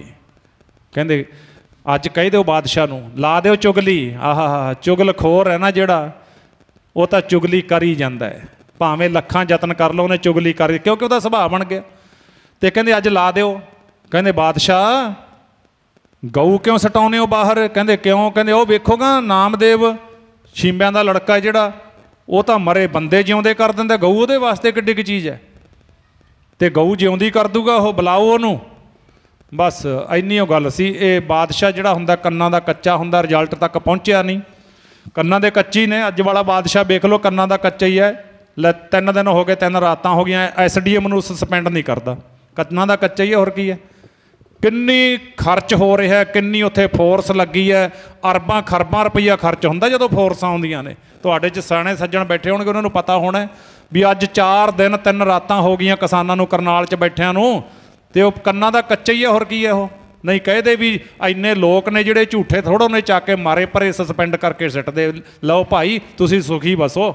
ਨਹੀਂ, ਸੜਕਾਂ 'ਤੇ ਲਟਾ ਰੱਖੇ ਨੇ ਪਾਪੀ ਨੇ, ਕਿੰਨਾ ਚਿਰ ਹੋ ਗਿਆ। ਉਹ ਦਿੱਲੀ ਵਾਲੀ ਅੱਡ ਗੱਲ ਹੈ। ਉਹ ਤਾਂ ਮੈਂ ਕਹਿਣਾ ਹੁੰਦਾ, ਉਹ ਤੁਸੀਂ ਕਾਲੇ ਕਾਨੂੰਨ ਕਿੱਥੋਂ ਭਾਲਦੇ ਹੋ? ਇਹ ਤਾਂ ਇੱਕ SDM ਨੂੰ ਸਸਪੈਂਡ ਨਹੀਂ ਕਰਦੇ, ਜਿਹਨੇ ਸਾਹਮਣੇ ਲੋਕ ਮਰਵਾਏ, ਸਿਰ ਪੜਵਾਏ, ਸਿੱਧਾ ਉਹਦਾ ਸਬੂਤ ਪਿਆ ਕਿੱਡਾ ਵੱਡਾ। ਇਹਨੂੰ ਕਹਿੰਦੇ ਤਾਨਾਸ਼ਾਹੀ। ਮੁਹੰਮਦ ਤੁਗਲਕ ਖਾਂ ਨੇ ਸਿਪਾਹੀ ਭੇਜੇ, ਨਾਮਦੇਵ ਜੀ ਨੂੰ ਲੈ ਆਏ। ਮਾਂ ਨੂੰ ਪਤਾ ਲੱਗ ਗਿਆ ਵੀ ਮੇਰੇ ਪੁੱਤ ਨੂੰ ਸਿਪਾਹੀ ਲੈ ਗਏ। ਹੁਣ ਬਹੁਤੇ ਬੰਦੇ ਤਾਂ ਨਾ ਜ਼ਿੰਦਗੀ ਦੇ ਵਿੱਚ ਜਿਹੜੀ ਨਾਮਦੇਵ ਜੀ ਨੂੰ ਸਜ਼ਾ ਦੇ ਰਿਹਾ ਬਾਦਸ਼ਾਹ, ਉਹ ਗਊ ਵਾਲੀ ਗੱਲ ਥੋੜ੍ਹੀ ਸੀ। ਅੱਗੇ ਸ਼ਬਦ ਦੇ ਵਿੱਚ ਆ ਜਾਣਾ, ਸੁਲਤਾਨ ਪੁੱਛੈ ਸੁਣਬੇ ਨਾਮਾ, ਦੇਖੋ ਰਾਮ ਤੁਮਹਾਰੇ ਕੰਮ ਆ, ਉਹ ਅੱਗੇ ਆ ਜਾਣਾ। ਤੇ ਉਹਦਾ ਜ਼ਿਆਦਾ ਰੌਲਾ ਕੀ ਸੀ ਨਾ, ਜਿਹੜੇ ਚਮਚੇ ਹੁੰਦੇ ਨੇ, ਮੈਂ ਸਿੱਧੇ ਸ਼ਬਦਾਂ 'ਚ ਕਹਿ ਲਾਂ, ਚਮਚੇ ਪਤਾ, ਚਮਚੇ ਪਿਓ ਕਹਿਣ ਤੱਕ ਜਾਂਦੇ ਨੇ, ਬਾਪੂ ਕਹਿਣ ਤੱਕ ਜਾਂਦੇ ਨੇ, ਜਿਹਦੇ ਤੱਕ ਗਾਂ ਹੁੰਦੀ ਹੈ। ਉਹ ਇਕੱਲੇ ਪਰਮੇਸ਼ਰ ਦੀ ਗੁਲਾਮੀ ਕਰੋ, ਐਵੇਂ ਨਾ ਦੁਨੀਆ ਦੇ ਬੰਦਿਆਂ ਦੇ। ਠੀਕ ਹੈ, ਸਤਿਕਾਰ ਸਭ ਦਾ ਕਰੋ, ਗੁਲਾਮੀ ਨਹੀਂ ਝੱਲਣੀ। ਗੁਲਾਮੀ, ਇਹ ਸਾਰੇ ਭਗਤਾਂ ਦੀ ਡੈਫੀਨੇਸ਼ਨ ਹੀ ਇਹ ਸੀ। ਉਹਨਾਂ ਨੇ ਗੁਲਾਮੀ ਦੀਆਂ ਜੰਜੀਰਾਂ ਤੋੜੀਆਂ ਸੀ, ਅੱਜ ਵੀ ਤੋੜ ਰਹੇ ਨੇ। ਪਰ ਅਫਸੋਸ, ਅਸੀਂ ਝੂਠ ਨੂੰ ਅੱਖਾਂ ਸਾਹਮਣੇ ਵੇਖ ਕੇ ਝੂਠ ਕਹਿਣ ਦੀ ਸਾਡੇ ਵਿੱਚ ਜੁਰਤ ਨਹੀਂ ਹੈ। ਅਸੀਂ ਗੋਲ ਗੱਲ ਕਰ ਜਾਂਦੇ ਹਾਂ, ਅਸੀਂ ਕਹਿੰਦੇ ਹੀ ਨਹੀਂ ਸਾਡਾ ਲੀਡਰ ਰੁੱਸ ਜੂ, ਸਾਡਾ ਨੇਤਾ ਰੁੱਸ ਜੂਗਾ। ਬਸ ਉਸੇ ਕਰਕੇ ਅੱਜ ਆ ਭੋਗ ਰਹੇ ਹਾਂ, ਸਾਡੇ ਗੁਲਾਮੀ ਦੀਆਂ ਜੰਜੀਰਾਂ ਪਈਆਂ ਹੋਈਆਂ ਨੇ। ਅੱਜ ਲੈ ਲਓ ਨੌਕਰੀਆਂ। ਕੱਲ੍ਹ ਅਸੀਂ ਪਟਿਆਲੇ ਗਏ ਸੀ, ਤੇ ਉੱਥੇ ਵਿਚਾਰੇ ਮੁਲਾਜ਼ਮ ਵੇਖ ਕੇ ਨਾ ਮੇਰਾ ਅੱਖਾਂ 'ਚੋਂ ਹੰਝੂ ਆ ਗਏ। ਪਤਾ ਕਿਵੇਂ ਪਿਓ ਕਿਸੇ ਆਪਣੇ ਪੁੱਤ ਨੂੰ, ਧੀ ਨੂੰ ਪੜ੍ਹਾਉਂਦਾ, ਵਿਆਜ 'ਤੇ ਪੈਸੇ ਚੁੱਕ ਕੇ, ਲਿਮਟਾਂ ਚੁੱਕ ਕੇ ਤੈਥੋਂ ਮੈਥੋਂ ਫੜ ਕੇ 1.5 ਰੁਪਈਆ 2 ਰੁਪਈਆ ਵਿਆਜ ਲਾਉਂਦਾ ਅਗਲਾ ਫਸੇ ਹੋਏ ਨੂੰ। ਜੇ ਨਹੀਂ ਕੋਰਸ ਕਰਾਉਂਦਾ ਤਾਂ ਉਸ ਵੇਲੇ ਸਾਰੀ ਉਹਦੀ 8-9 ਸਾਲਾਂ ਦੀ 10 ਸਾਲਾਂ ਦੀ ਮਿਹਨਤ 'ਤੇ ਪਾਣੀ ਪੈਂਦਾ। ਔਖੇ ਸੌਖੇ ਬੱਚਿਆਂ ਨੇ ਕੋਰਸ ਕਰ ਲਏ, ਤੇ ਜਦੋਂ ਨੌਕਰੀ ਮੰਗਣ ਗਏ ਉਦੋਂ ਕੀ ਮਿਲਿਆ? ਡਾਂਗਾਂ ਮਿਲੀਆਂ, ਉਦੋਂ ਪਾਣੀ ਦੀਆਂ ਵਿਛਾੜਾਂ ਮਿਲੀਆਂ, ਪੱਗਾਂ ਉਤਾਰ ਦਿੱਤੀਆਂ, ਕੱਪੜੇ ਪਾੜ ਦਿੱਤੇ, ਲਹੂ ਲਹਾਣ ਕਰ ਦਿੱਤੇ ਸਾਡੇ ਧੀ ਪੁੱਤ ਇਹਨਾਂ ਪਾਪੀਆਂ ਜ਼ਾਲਮਾਂ ਨੇ। ਸਾਡੇ 'ਚ ਹੈ ਜ਼ੁਰਤ? ਆ ਹੁਣ ਵੋਟਾਂ ਮੰਗਣ ਆਉਣਗੇ ਕਹਿ ਦੋਗੇ? ਨਹੀਂ, ਕੋਈ ਨਹੀਂ ਕਹਿ ਸਕਦਾ। ਚੁੱਪ ਕਰਕੇ ਵੋਟਾਂ ਪਾਵਾਂਗੇ। ਸੋ ਇਸ ਕਰਕੇ ਇਹ ਸਤਿਗੁਰਾਂ ਨੇ ਸਾਨੂੰ ਸੱਚ ਕਹਿਣ ਵਾਸਤੇ ਗੁਰਬਾਣੀ ਦਿੱਤੀ ਹੈ ਵੀ ਤੇਰੀ ਜ਼ਬਾਨ ਦੇ ਵਿੱਚ ਸੱਚ ਕਹਿਣ ਦੀ ਤਾਕਤ ਹੋਣੀ ਚਾਹੀਦੀ ਹੈ। ਹੁਣ ਉਹਦਾ ਰਾਜੇ ਦਾ ਰੌਲਾ ਹੀ ਇੰਨਾ ਸੀ, ਜਿਹੜੇ ਕਾਜੀ ਮੁਲਾਣੇ ਝੂਠੇ ਪੰਡਤ ਸੀ ਨਾ, ਦੁਕਾਨਦਾਰ, ਉਹ ਰਾਜੇ ਦੇ ਚਰਨੀ ਡਿੱਗਦੇ ਸੀ। ਪਰ ਸਾਡਾ ਪੁਰਖਾ, ਤੁਹਾਨੂੰ ਮਾਣ ਹੋਣਾ ਚਾਹੀਦਾ ਹੈ। ਆਪਣੇ ਵੱਡੇ ਭਗਤ ਨਾਮਦੇਵ ਜੀ ਜਦੋਂ ਰਾਜੇ ਦੀ ਕਚਹਿਰੀ ਵਿੱਚ ਗਏ ਨਾ, ਅਕਾਲ ਪੁਰਖ ਦੇ ਚਰਨਾਂ 'ਚ ਤਾਂ ਹਾਜ਼ਰੀ ਲਵਾਉਂਦੇ ਨੇ, ਰਾਜੇ ਦੇ ਚਰਨਾਂ 'ਤੇ ਮੱਥਾ ਨਹੀਂ ਟੇਕਿਆ। ਆਖੋ ਸਤਨਾਮ ਸ਼੍ਰੀ ਵਾਹਿਗੁਰੂ। ਰਾਜੇ ਦੇ ਚਰਨਾਂ 'ਤੇ ਨਹੀਂ ਝੁਕੇ ਨਾਮਦੇਵ ਜੀ। ਬਾਅਦ ਵਿੱਚ ਪੁੱਛਿਆ, ਕਹਿੰਦੇ ਰਾਜਨਾ ਤੂੰ ਐਡੀ ਸਜ਼ਾ ਕਿਉਂ ਦਿੱਤੀ ਹੈ ਨਾਮਦੇਵ ਜੀ ਨੂੰ? ਕਹਿੰਦੇ ਹਿੰਦੂ ਮੇਰਾ ਮਲਿਆ ਮਾਣ, ਕਹਿੰਦੇ ਇਹ ਹਿੰਦੂਆਂ ਦੇ ਲੜਕੇ ਨੇ, ਬੱਚੇ ਨੇ, ਮੇਰਾ ਮਾਣ ਮਲੀਆ ਮੇਟ ਕਰ ਦਿੱਤਾ, ਇਹਨੇ ਝੁੱਕ ਕੇ ਮੈਨੂੰ ਸਤਿ ਸ੍ਰੀ ਅਕਾਲ ਨਹੀਂ ਬੁਲਾਈ। ਕਹਿੰਦੇ ਰਾਜੇ ਨੇ ਬਾਅਦ ਵਿੱਚ ਆਪਣਾ ਖੋਟ ਦੱਸਿਆ ਵੀ ਮੈਨੂੰ ਉਹਦਾ ਗੁੱਸਾ ਸੀ, ਮੈਨੂੰ ਕਿਉਂ ਨਹੀਂ। ਬਹੁਤੇ ਲੋਕ ਤਾਂ ਇਹਨਾਂ ਇਸੇ ਭੁੱਖ 'ਚ ਹੀ ਰਹਿੰਦੇ ਨੇ ਵੀ ਫਲਾਣਾ ਮੈਨੂੰ ਸਤਿ ਸ੍ਰੀ ਅਕਾਲ ਬੁਲਾਵੇ। ਉਹ ਤੂੰ ਮਨ ਨੂੰ ਜਿੱਤ ਲੈ, ਸਾਰਾ ਜੱਗ ਤੇਰਾ ਹੋ ਜਾਊਗਾ। ਜੇ ਮਨ ਹੀ ਨਾ ਜਿੱਤਿਆ ਨਾ, ਔਖਾ ਸੀ ਔਖਾ ਹੋਈ ਜਾ, ਔਖਾ ਹੋਵੇਗਾ। ਮਨ ਨੂੰ ਜਿੱਤ ਲੈ, ਸਵਾਦ ਆ ਜਾਊਗਾ। ਜਿੱਤਿਆ ਜਾਂਦਾ ਗੁਰੂ ਕਿਰਪਾ ਦੁਆਰਾ, ਗੁਰੂ ਕਿਰਪਾ ਬਿਨਾਂ ਮਨ ਨਹੀਂ ਕੋਈ ਜਿੱਤ ਸਕਿਆ। ਸੁਲਤਾਨ ਪੁੱਛੇ ਸੁਣ ਬੇ ਨਾਮਾ, ਦੇਖੋ ਰਾਮ ਤੁਮਾਰੇ ਕਾਮਾ, ਨਾਮਾ ਸੁਲਤਾਨੇ ਬਾਂਧ ਲਾ। ਨਾਮਦੇਵ ਜੀ ਨੂੰ ਬੰਨ੍ਹ ਲਿਆ ਰਾਜੇ ਨੇ, ਸੁਲਤਾਨ ਰਾਜਾ ਮੁਹੰਮਦ ਤੁਗਲਕ ਖਾਂ। ਦੇਖੋ ਤੇਰਾ ਹਰ ਬੀਠਲਾ, ਕਹਿੰਦੇ ਅੱਜ ਮੈਂ ਤੇਰਾ ਬੀਠਲ, ਤੇਰਾ ਭਗਵਾਨ, ਤੇਰਾ ਰੱਬ ਦੇਖਣਾ ਹੈ। ਮੈਂ ਵੇਖੂੰਗਾ ਅੱਜ ਤੇਰੇ ਰੱਬ ਨੂੰ। ਰਹਾਓ। ਨਾਮਦੇਵ ਜੀ ਕਹਿੰਦੇ ਰਾਜਨਾ ਮੈਨੂੰ ਬੰਨਿਆ ਕਿਉਂ ਹੈ, ਮੈਨੂੰ ਕਿਉਂ ਬੁਲਾਇਆ? ਕਹਿੰਦੇ ਆ ਸਾਰੇ ਕਾਜੀ ਮੁਲਾਣੇ ਕਹਿੰਦੇ ਨੇ ਤੂੰ ਮਰੇ ਦੇ ਵਿੱਚ ਜਾਨ ਪਾ ਦਿੰਦਾ। ਕਹਿੰਦਾ ਬਿਲਕੁਲ ਝੂਠ, ਮੈਂ ਕਦੇ ਰੱਬੀ ਰਜਾ ਦੇ ਵਿੱਚ ਦਖਲ ਅੰਦਾਜ਼ੀ ਨਹੀਂ ਕਰਦਾ। ਮੈਂ ਤਾਂ ਭਾਣੇ ਵਿੱਚ ਰਹਿਣ ਵਾਲਾ, ਮੈਂ ਤਾਂ ਹੈ ਵਾਹਿਗੁਰੂ ਦੇ ਹੁਕਮ ਵਿੱਚ ਰਹਿਣ ਵਾਲਾ। ਬਿਸਮਲ ਗਊ ਦੇਹੋ ਜੀਵਾਏ, ਨਾਤਰ ਗਰਦਨ ਮਾਰੋਂ ਠਾਏ। ਬਿਸਮਲ ਕਹਿੰਦੇ ਮਰਿਆ ਹੋਇਆ। ਕਹਿੰਦੇ ਮੇਰੀ ਮਰੀ ਹੋਈ ਗਾਂ ਆ ਪਈ ਆ ਦੁਆਲੇ, ਪਰਜਾ ਖੜੀ ਹੈ। ਕਹਿੰਦੇ ਮੇਰੀ ਗਾਂ ਜਿਉਂਦੀ ਕਰਦੇ, ਨਹੀਂ ਤਾਂ ਆ ਤਲਵਾਰ ਵੇਖ ਲੈ, ਤੇਰੀ ਗਰਦਨ ਲਾ ਕੇ ਮੈਂ ਪਰੇ ਸਿੱਟ ਦੇਣੀ ਹੈ। ਐਡੀ ਵੱਡੀ ਸਜ਼ਾ, ਐਡਾ ਵੱਡਾ ਹੁਕਮ। ਬਾਦਸ਼ਾਹ ਐਸੀ ਕਿਉਂ ਹੋਏ? ਬਿਸਮਲ ਕੀ ਆ ਨਾ ਜੀਵੈ ਕੋਏ। ਕਹਿੰਦੇ ਜੋ ਵਾਹਿਗੁਰੂ ਪਰਮੇਸ਼ਰ ਦੇ ਘਰੋਂ ਜਿਹਦੀ ਮੌਤ ਹੋ ਗਈ, ਸੱਦਾ ਆ ਗਿਆ, ਕਹਿੰਦੇ ਉਹਨੂੰ ਜਿਉਂਦਾ ਕੋਈ ਕਿਵੇਂ ਕਰ ਸਕਦਾ ਹੈ? ਅਸੀਂ ਤਾਂ ਵੈਸੇ ਹੀ ਭਾਣੇ ਨੂੰ ਮੰਨਦੇ ਹਾਂ ਅਤੇ ਭਾਣਾ ਮਨਾਉਂਦੇ ਹਾਂ, ਮਰੇ ਨੂੰ ਕੋਈ ਜਿਉਂਦਾ ਨਹੀਂ ਕਰਨ ਵਾਲਾ। ਹਾਂ, ਖੁਸ਼ੀ ਦੇ ਵਿੱਚ ਕੁਝ ਵੀ ਹੋ ਜਾਵੇ, ਤੇਰੇ ਹੁਕਮ ਦੇ ਵਿੱਚ ਇਹ ਨਹੀਂ ਹੋ ਸਕਦਾ ਵੀ ਤੂੰ ਮੈਨੂੰ ਹੁਕਮ ਕਰੇ ਅਤੇ ਮੈਂ ਤੇਰਾ ਹੁਕਮ ਮੰਨ ਕੇ ਉਹਨੂੰ ਜਿਉਂਦਾ ਕਰ ਦੇਵਾਂ। ਇਹ ਤਾਂ ਨਹੀਂ ਹੋ ਸਕਦਾ। ਬਿਸਮਲ ਕੀਆ ਨਾ ਜੀਵਾ ਕੋਏ, ਮੇਰਾ ਕੀਆ ਕਛੂ ਨਾ ਹੋਏ। ਰਾਜਨਾ ਮੇਰਾ ਕੀਤਾ ਕੁਛ ਨਹੀਂ ਹੁੰਦਾ, ਕਰ ਹੈ ਰਾਮ ਹੋਏ ਹੈ ਸੋਏ। ਜੋ ਵਾਹਿਗੁਰੂ ਦਾ ਹੁਕਮ ਹੈ ਉਹ ਹੋ ਰਿਹਾ ਅਤੇ ਮੈਂ ਇਹਦੇ 'ਚ ਕੋਈ ਦਖਲ ਅੰਦਾਜ਼ੀ ਨਹੀਂ ਕਰ ਸਕਦਾ। ਤਾਂ ਗੁਰਬਾਣੀ ਕਹਿੰਦੀ ਹੈ ਜਿਵੇਂ ਜਿਵੇਂ ਭਗਤ ਨਾਮਦੇਵ ਜੀ ਬਾਦਸ਼ਾਹ ਨੂੰ ਜਵਾਬ ਦੇਈ ਜਾਂਦੇ ਨੇ, ਬਾਦਸ਼ਾਹ ਅੱਗ ਬਗੂਲਾ ਹੋਈ ਜਾਂਦਾ, ਗੁੱਸੇ ਵਿੱਚ ਆਈ ਜਾਂਦਾ, ਕ੍ਰੋਧ ਵਿੱਚ ਆਈ ਜਾਂਦਾ ਹੈ। ਸਤਿਗੁਰੂ ਜੀ ਬਾਣੀ ਵਿੱਚ ਕਹਿੰਦੇ ਫਿਰ ਨਾ ਉਹ ਜਵਾਬ ਸੁਣ ਕੇ ਬਾਦਸ਼ਾਹ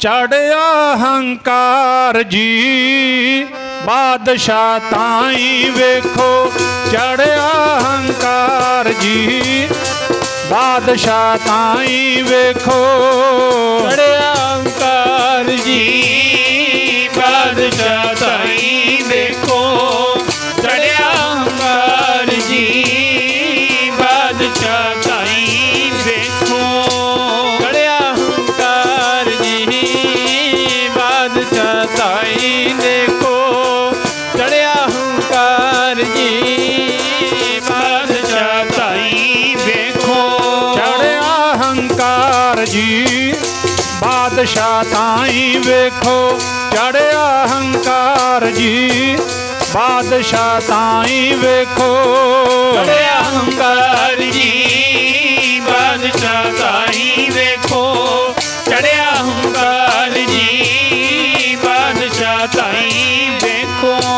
ਚੜਿਆ ਹੰਕਾਰ ਜੀ, ਬਾਦਸ਼ਾਹ ਤਾਈ ਦੇਖੋ ਚੜਿਆ ਹੰਕਾਰ ਜੀ, ਬਾਦਸ਼ਾਹ ਤਾਈ ਵੇਖੋ। ਬਾਦਸ਼ਾਹ ਚੜਿਓ ਅਹੰਕਾਰ, ਗਜ ਹਸਤੀ ਦੀਨੋ ਚਮਕਾਰ। ਕੋਲ ਹੀ ਖੜਾ ਸੀ ਹਥਵਾਨ, ਕਹਿੰਦੇ ਇਉਂ ਨਹੀਂ ਇਹ ਠੀਕ ਆਉਂਦਾ। ਕਹਿੰਦੇ ਜਾ ਵੀ ਹਥਵਾਨ, ਕਹਿੰਦੇ ਹਾਥੀ ਨੂੰ ਲੈ ਕੇ ਆ, ਮਸਤ ਹਾਥੀ ਨੂੰ।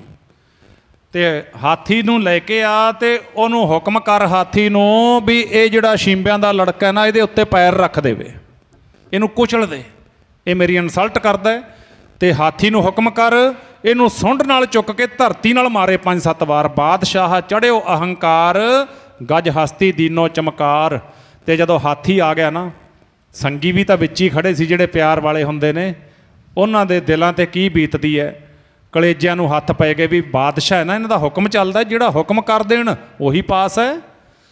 ਹੁਕਮ ਕਰਤਾ ਤਾਂ ਕਹਿੰਦੇ ਠੀਕ ਹੈ, ਬਸ ਜੇ ਕਹਿ ਦਿੱਤਾ ਵੀ ਜੰਮੂ ਦੇ ਵਿੱਚੋਂ ਕਸ਼ਮੀਰ 'ਚੋਂ ਪੰਜਾਬੀ ਬੰਦ ਕਰ ਦਿਓ, ਕਰਤੀ।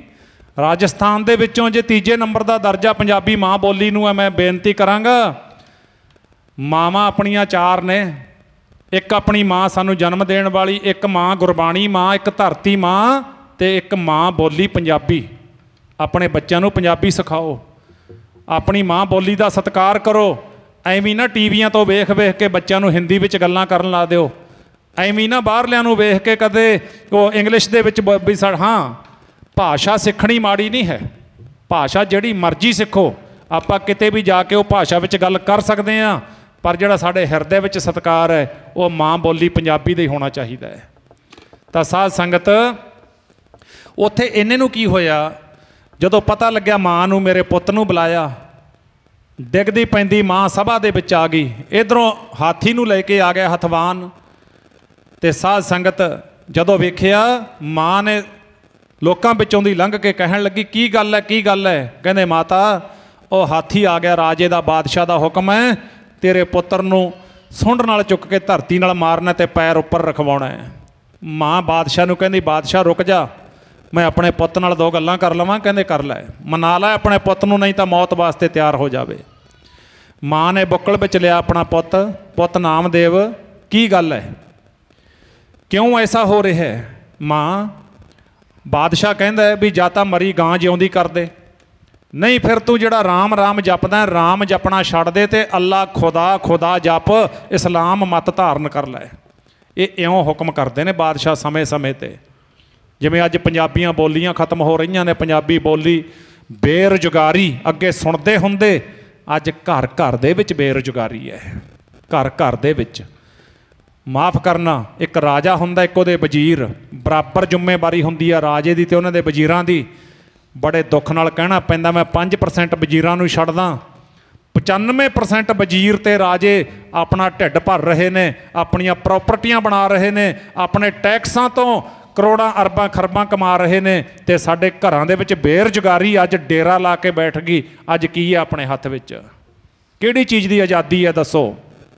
ਜਾਗਣਾ ਪਵੇਗਾ, ਨਹੀਂ ਜਾਗਾਂਗੇ ਕੱਲ੍ਹ ਨੂੰ ਬੁਰਕੀ ਵੀ ਮੂੰਹ ਦੇ ਵਿੱਚੋਂ ਖੋਹ ਕੇ ਲੈ ਜਾਣਗੇ। ਸਮਾਂ ਉਹ ਆਣ ਬਣਿਆ, ਅੱਜ ਹੱਕ ਮੰਗਣੇ ਪੈਣਗੇ। ਕਿੰਨਾ ਕੁ ਚਿਰ ਲੁਕੋਗੇ? ਲੁਕੋ ਜਿੰਨਾ ਚਿਰ ਲੁਕਣਾ ਹੈ, ਉਨੇ ਹੀ ਸਾਡੇ ਉੱਪਰ ਨੂੰ ਆਉਣਗੇ, ਉਨੇ ਸਾਡੀ ਸੰਗੀ ਨੂੰ ਘੁੱਟਣਗੇ, ਉਨੀ ਜ਼ਿਆਦਾ ਸਾਡੇ ਹੱਕਾਂ ਨੂੰ ਮਾਰਨਗੇ। ਰਾਜਾ ਬਣਾਇਆ ਸੀ ਵਾਹਿਗੁਰੂ ਨੇ, ਪ੍ਰਮਾਤਮਾ ਨੇ, ਵੀ ਪਰਜਾ ਦੇ ਦੁੱਖਾਂ ਤੇ ਸੁੱਖਾਂ ਦਾ ਸੀਰੀ, ਪਰਜਾ ਦੀ ਰਾਖੀ ਕਰਨ ਵਾਲੇ ਨੂੰ ਰਾਜਾ ਕਹਿੰਦੇ ਨੇ। ਪਰ ਅੱਜ ਤਾਂ ਉਲਟੀ ਵਾੜ ਖੇਤ ਕੋ ਖਾਈ, ਰਾਜੇ ਪਾਪ ਕਮਾਉਂਦੇ, ਉਲਟੀ ਵਾੜ ਖੇਤ ਕੋ ਖਾਈ, ਵਾੜ ਹੀ ਖੇਤ ਨੂੰ ਖਾ ਗਈ ਅੱਜ ਉਹ ਸਮਾਂ। ਮੇਰੇ ਕੋਲ ਸਮਾਂ ਨਹੀਂ ਹੈ ਇੱਧਰ ਨੂੰ ਜਾਣ ਦਾ, ਪਰ ਦੁੱਖ ਬੜਾ ਲੱਗਦਾ, ਕਹਿਣਾ ਪੈਂਦਾ ਹੈ। ਅਸੀਂ ਇੰਨੇ ਵੇਸਲੇ ਹੋ ਗਏ, ਸਾਡੇ ਹੱਕਾਂ ਨੂੰ ਖਾ ਗਏ, ਇਹ ਬਿਲਕੁਲ ਖਤਮ ਕਰ ਦਿੱਤਾ, ਖਾਲੀ ਕਰ ਦਿੱਤਾ ਸਾਨੂੰ।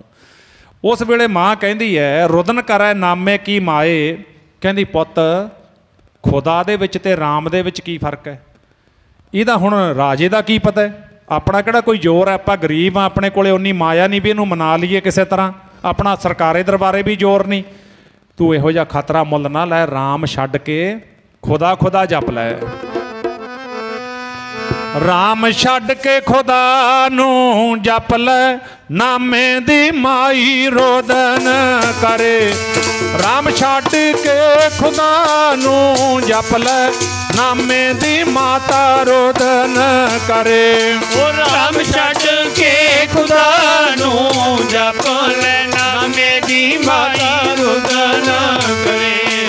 ਰਾਮ ਛੱਡ ਕੇ ਖੁਦਾ ਨੂੰ ਜਪ ਲੈ, ਨਾਮੇ ਦੀ ਮਾਤਾ ਰੋਦਨ ਕਰੇ। ਰਾਮ ਛੱਡ ਕੇ ਖੁਦਾ ਨੂੰ ਜਪ ਲੈ, ਨਾਮੇ ਦੀ ਮਾਤਾ ਰੋਦਨ ਕਰੇ।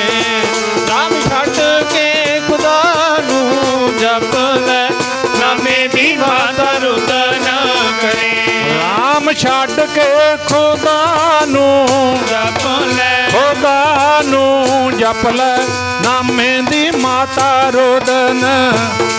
ਰਾਮ ਛੱਡ ਕੇ ਖੁਦਾ ਨੂੰ ਜਪ ਲੈ, ਨਾਮੇ ਦੀ ਮਾਤਾ ਰੋਦਨ ਕਰੇ। ਰਾਮ ਛੱਡ ਕੇ ਖੁਦਾ ਨੂੰ ਜਪ ਲੈ, ਨਾਮੇ ਦੀ ਮਾਤਾ ਰੋਦਨ ਕਰੇ। ਰਾਮ ਛੱਡ ਕੇ ਖੁਦਾ ਨੂੰ ਜਪ ਲੈ, ਨਾਮੇ ਦੀ ਮਾਤਾ ਰੋਦਨ ਕਰੇ। ਰਾਮ ਛੱਡ ਕੇ ਖੁਦਾ ਨੂੰ ਜਪ ਲੈ, ਨਾਮੇ ਦੀ ਮਾਤਾ ਰੋਦਨ ਕਰੇ। ਰਾਮ ਛੱਡ ਕੇ ਖੁਦਾ ਨੂੰ ਜਪ ਲੈ, ਨਾਮੇ ਦੀ ਮਾਤਾ ਰੋਦਨ ਕਰੇ। ਰੋਦਨ ਕਰੈ ਨਾਮੇ ਕੀ ਮਾਏ, ਛੋੜ ਰਾਮ ਕੀ ਨਾ ਭਜੈ ਖੁਦਾਏ। ਕਹਿੰਦੀ ਪੁੱਤ ਰਾਮ ਛੱਡ ਕੇ ਖੁਦਾ ਖੁਦਾ ਜਪ, ਜਾਨ ਬਚ ਜੂਗੀ, ਨਹੀਂ ਤਾਂ ਬਾਦਸ਼ਾਹ ਨੇ ਮਾਰ ਦੇਣਾ, ਖਤਮ ਕਰ ਦੇਣਾ। ਭਗਤ ਨਾਮਦੇਵ ਜੀ ਕਹਿੰਦੇ ਮਾਂ ਸਰੀਰ ਅੱਜ ਹੈਗਾ ਕੱਲ ਹੈ ਨਹੀਂ, ਜੇ ਜਾਣਾ ਮਰ ਜਾਈਐ ਘੁੰਮ ਨਾ ਆਈਐ, ਝੂਠੀ ਦੁਨੀਆ ਲੱਗ ਨਾ ਆਪ ਵੰਝਾਈਐ। ਕਹਿੰਦੇ ਝੂਠਿਆਂ ਲੋਕਾਂ ਦਾ ਭੈ ਮੰਨ ਕੇ, ਝੂਠੇ ਲੋਕਾਂ ਦੇ ਥੱਲੇ ਲੱਗ ਕੇ, ਗੁਲਾਮ ਹੋ ਕੇ ਕਹਿੰਦੇ ਝੂਠ ਬੋਲੀਏ, ਇਹੋ ਜਿਹਾ ਜੀਵਨ ਮੈਨੂੰ ਨਹੀਂ ਪਸੰਦ। ਸਾਨੂੰ ਤਾਂ ਉਹ ਡੈਫੀਨੇਸ਼ਨ ਦਿੱਤੀ ਆ ਭਗਤਾਂ ਨੇ।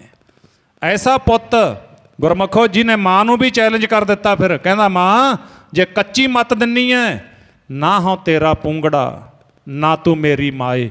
ਕਹਿੰਦੇ ਫਿਰ ਮੈਂ ਤੇਰਾ ਪੁੱਤ ਨਹੀਂ, ਤੂੰ ਮੇਰੀ ਮਾਂ ਨਹੀਂ। ਮਾਂ ਦਾ ਤਾਂ ਫਰਜ਼ ਹੁੰਦਾ ਬੱਚੇ ਨੂੰ ਗੁਰਮੱਤ ਦੀ ਗੁੜਤੀ ਦੇਵੇ, ਪਰਪੱਕ ਬਣਾਵੇ। ਅੱਜ ਤੂੰ ਹੀ ਮੈਨੂੰ ਡਲਾਉਣ ਵਾਸਤੇ ਆ ਗਈ ਮਾਂ, ਫਿਰ ਤੂੰ ਪਰੇ ਹੋ ਜਾ। ਵੇਖ ਫਿਰ ਹੁਣ ਮੇਰੇ ਵਾਹਿਗੁਰੂ ਦੀਆਂ ਖੇਡਾਂ। ਕਰੈ ਗਜਿੰਦ ਸੁੰਡ ਕੀ ਚੋਟ, ਪ੍ਰਤੱਖ ਲਿਖਿਆ ਪਿਆ। ਗਜਿੰਦ ਮਹਿਣੇ ਹਾਥੀ, ਸੁੰਡ ਦੀ ਚੋਟ ਸੁੰਡ ਦੇ ਨਾਲ ਚੁੱਕਿਆ ਭਗਤ ਨਾਮਦੇਵ ਜੀ ਨੂੰ।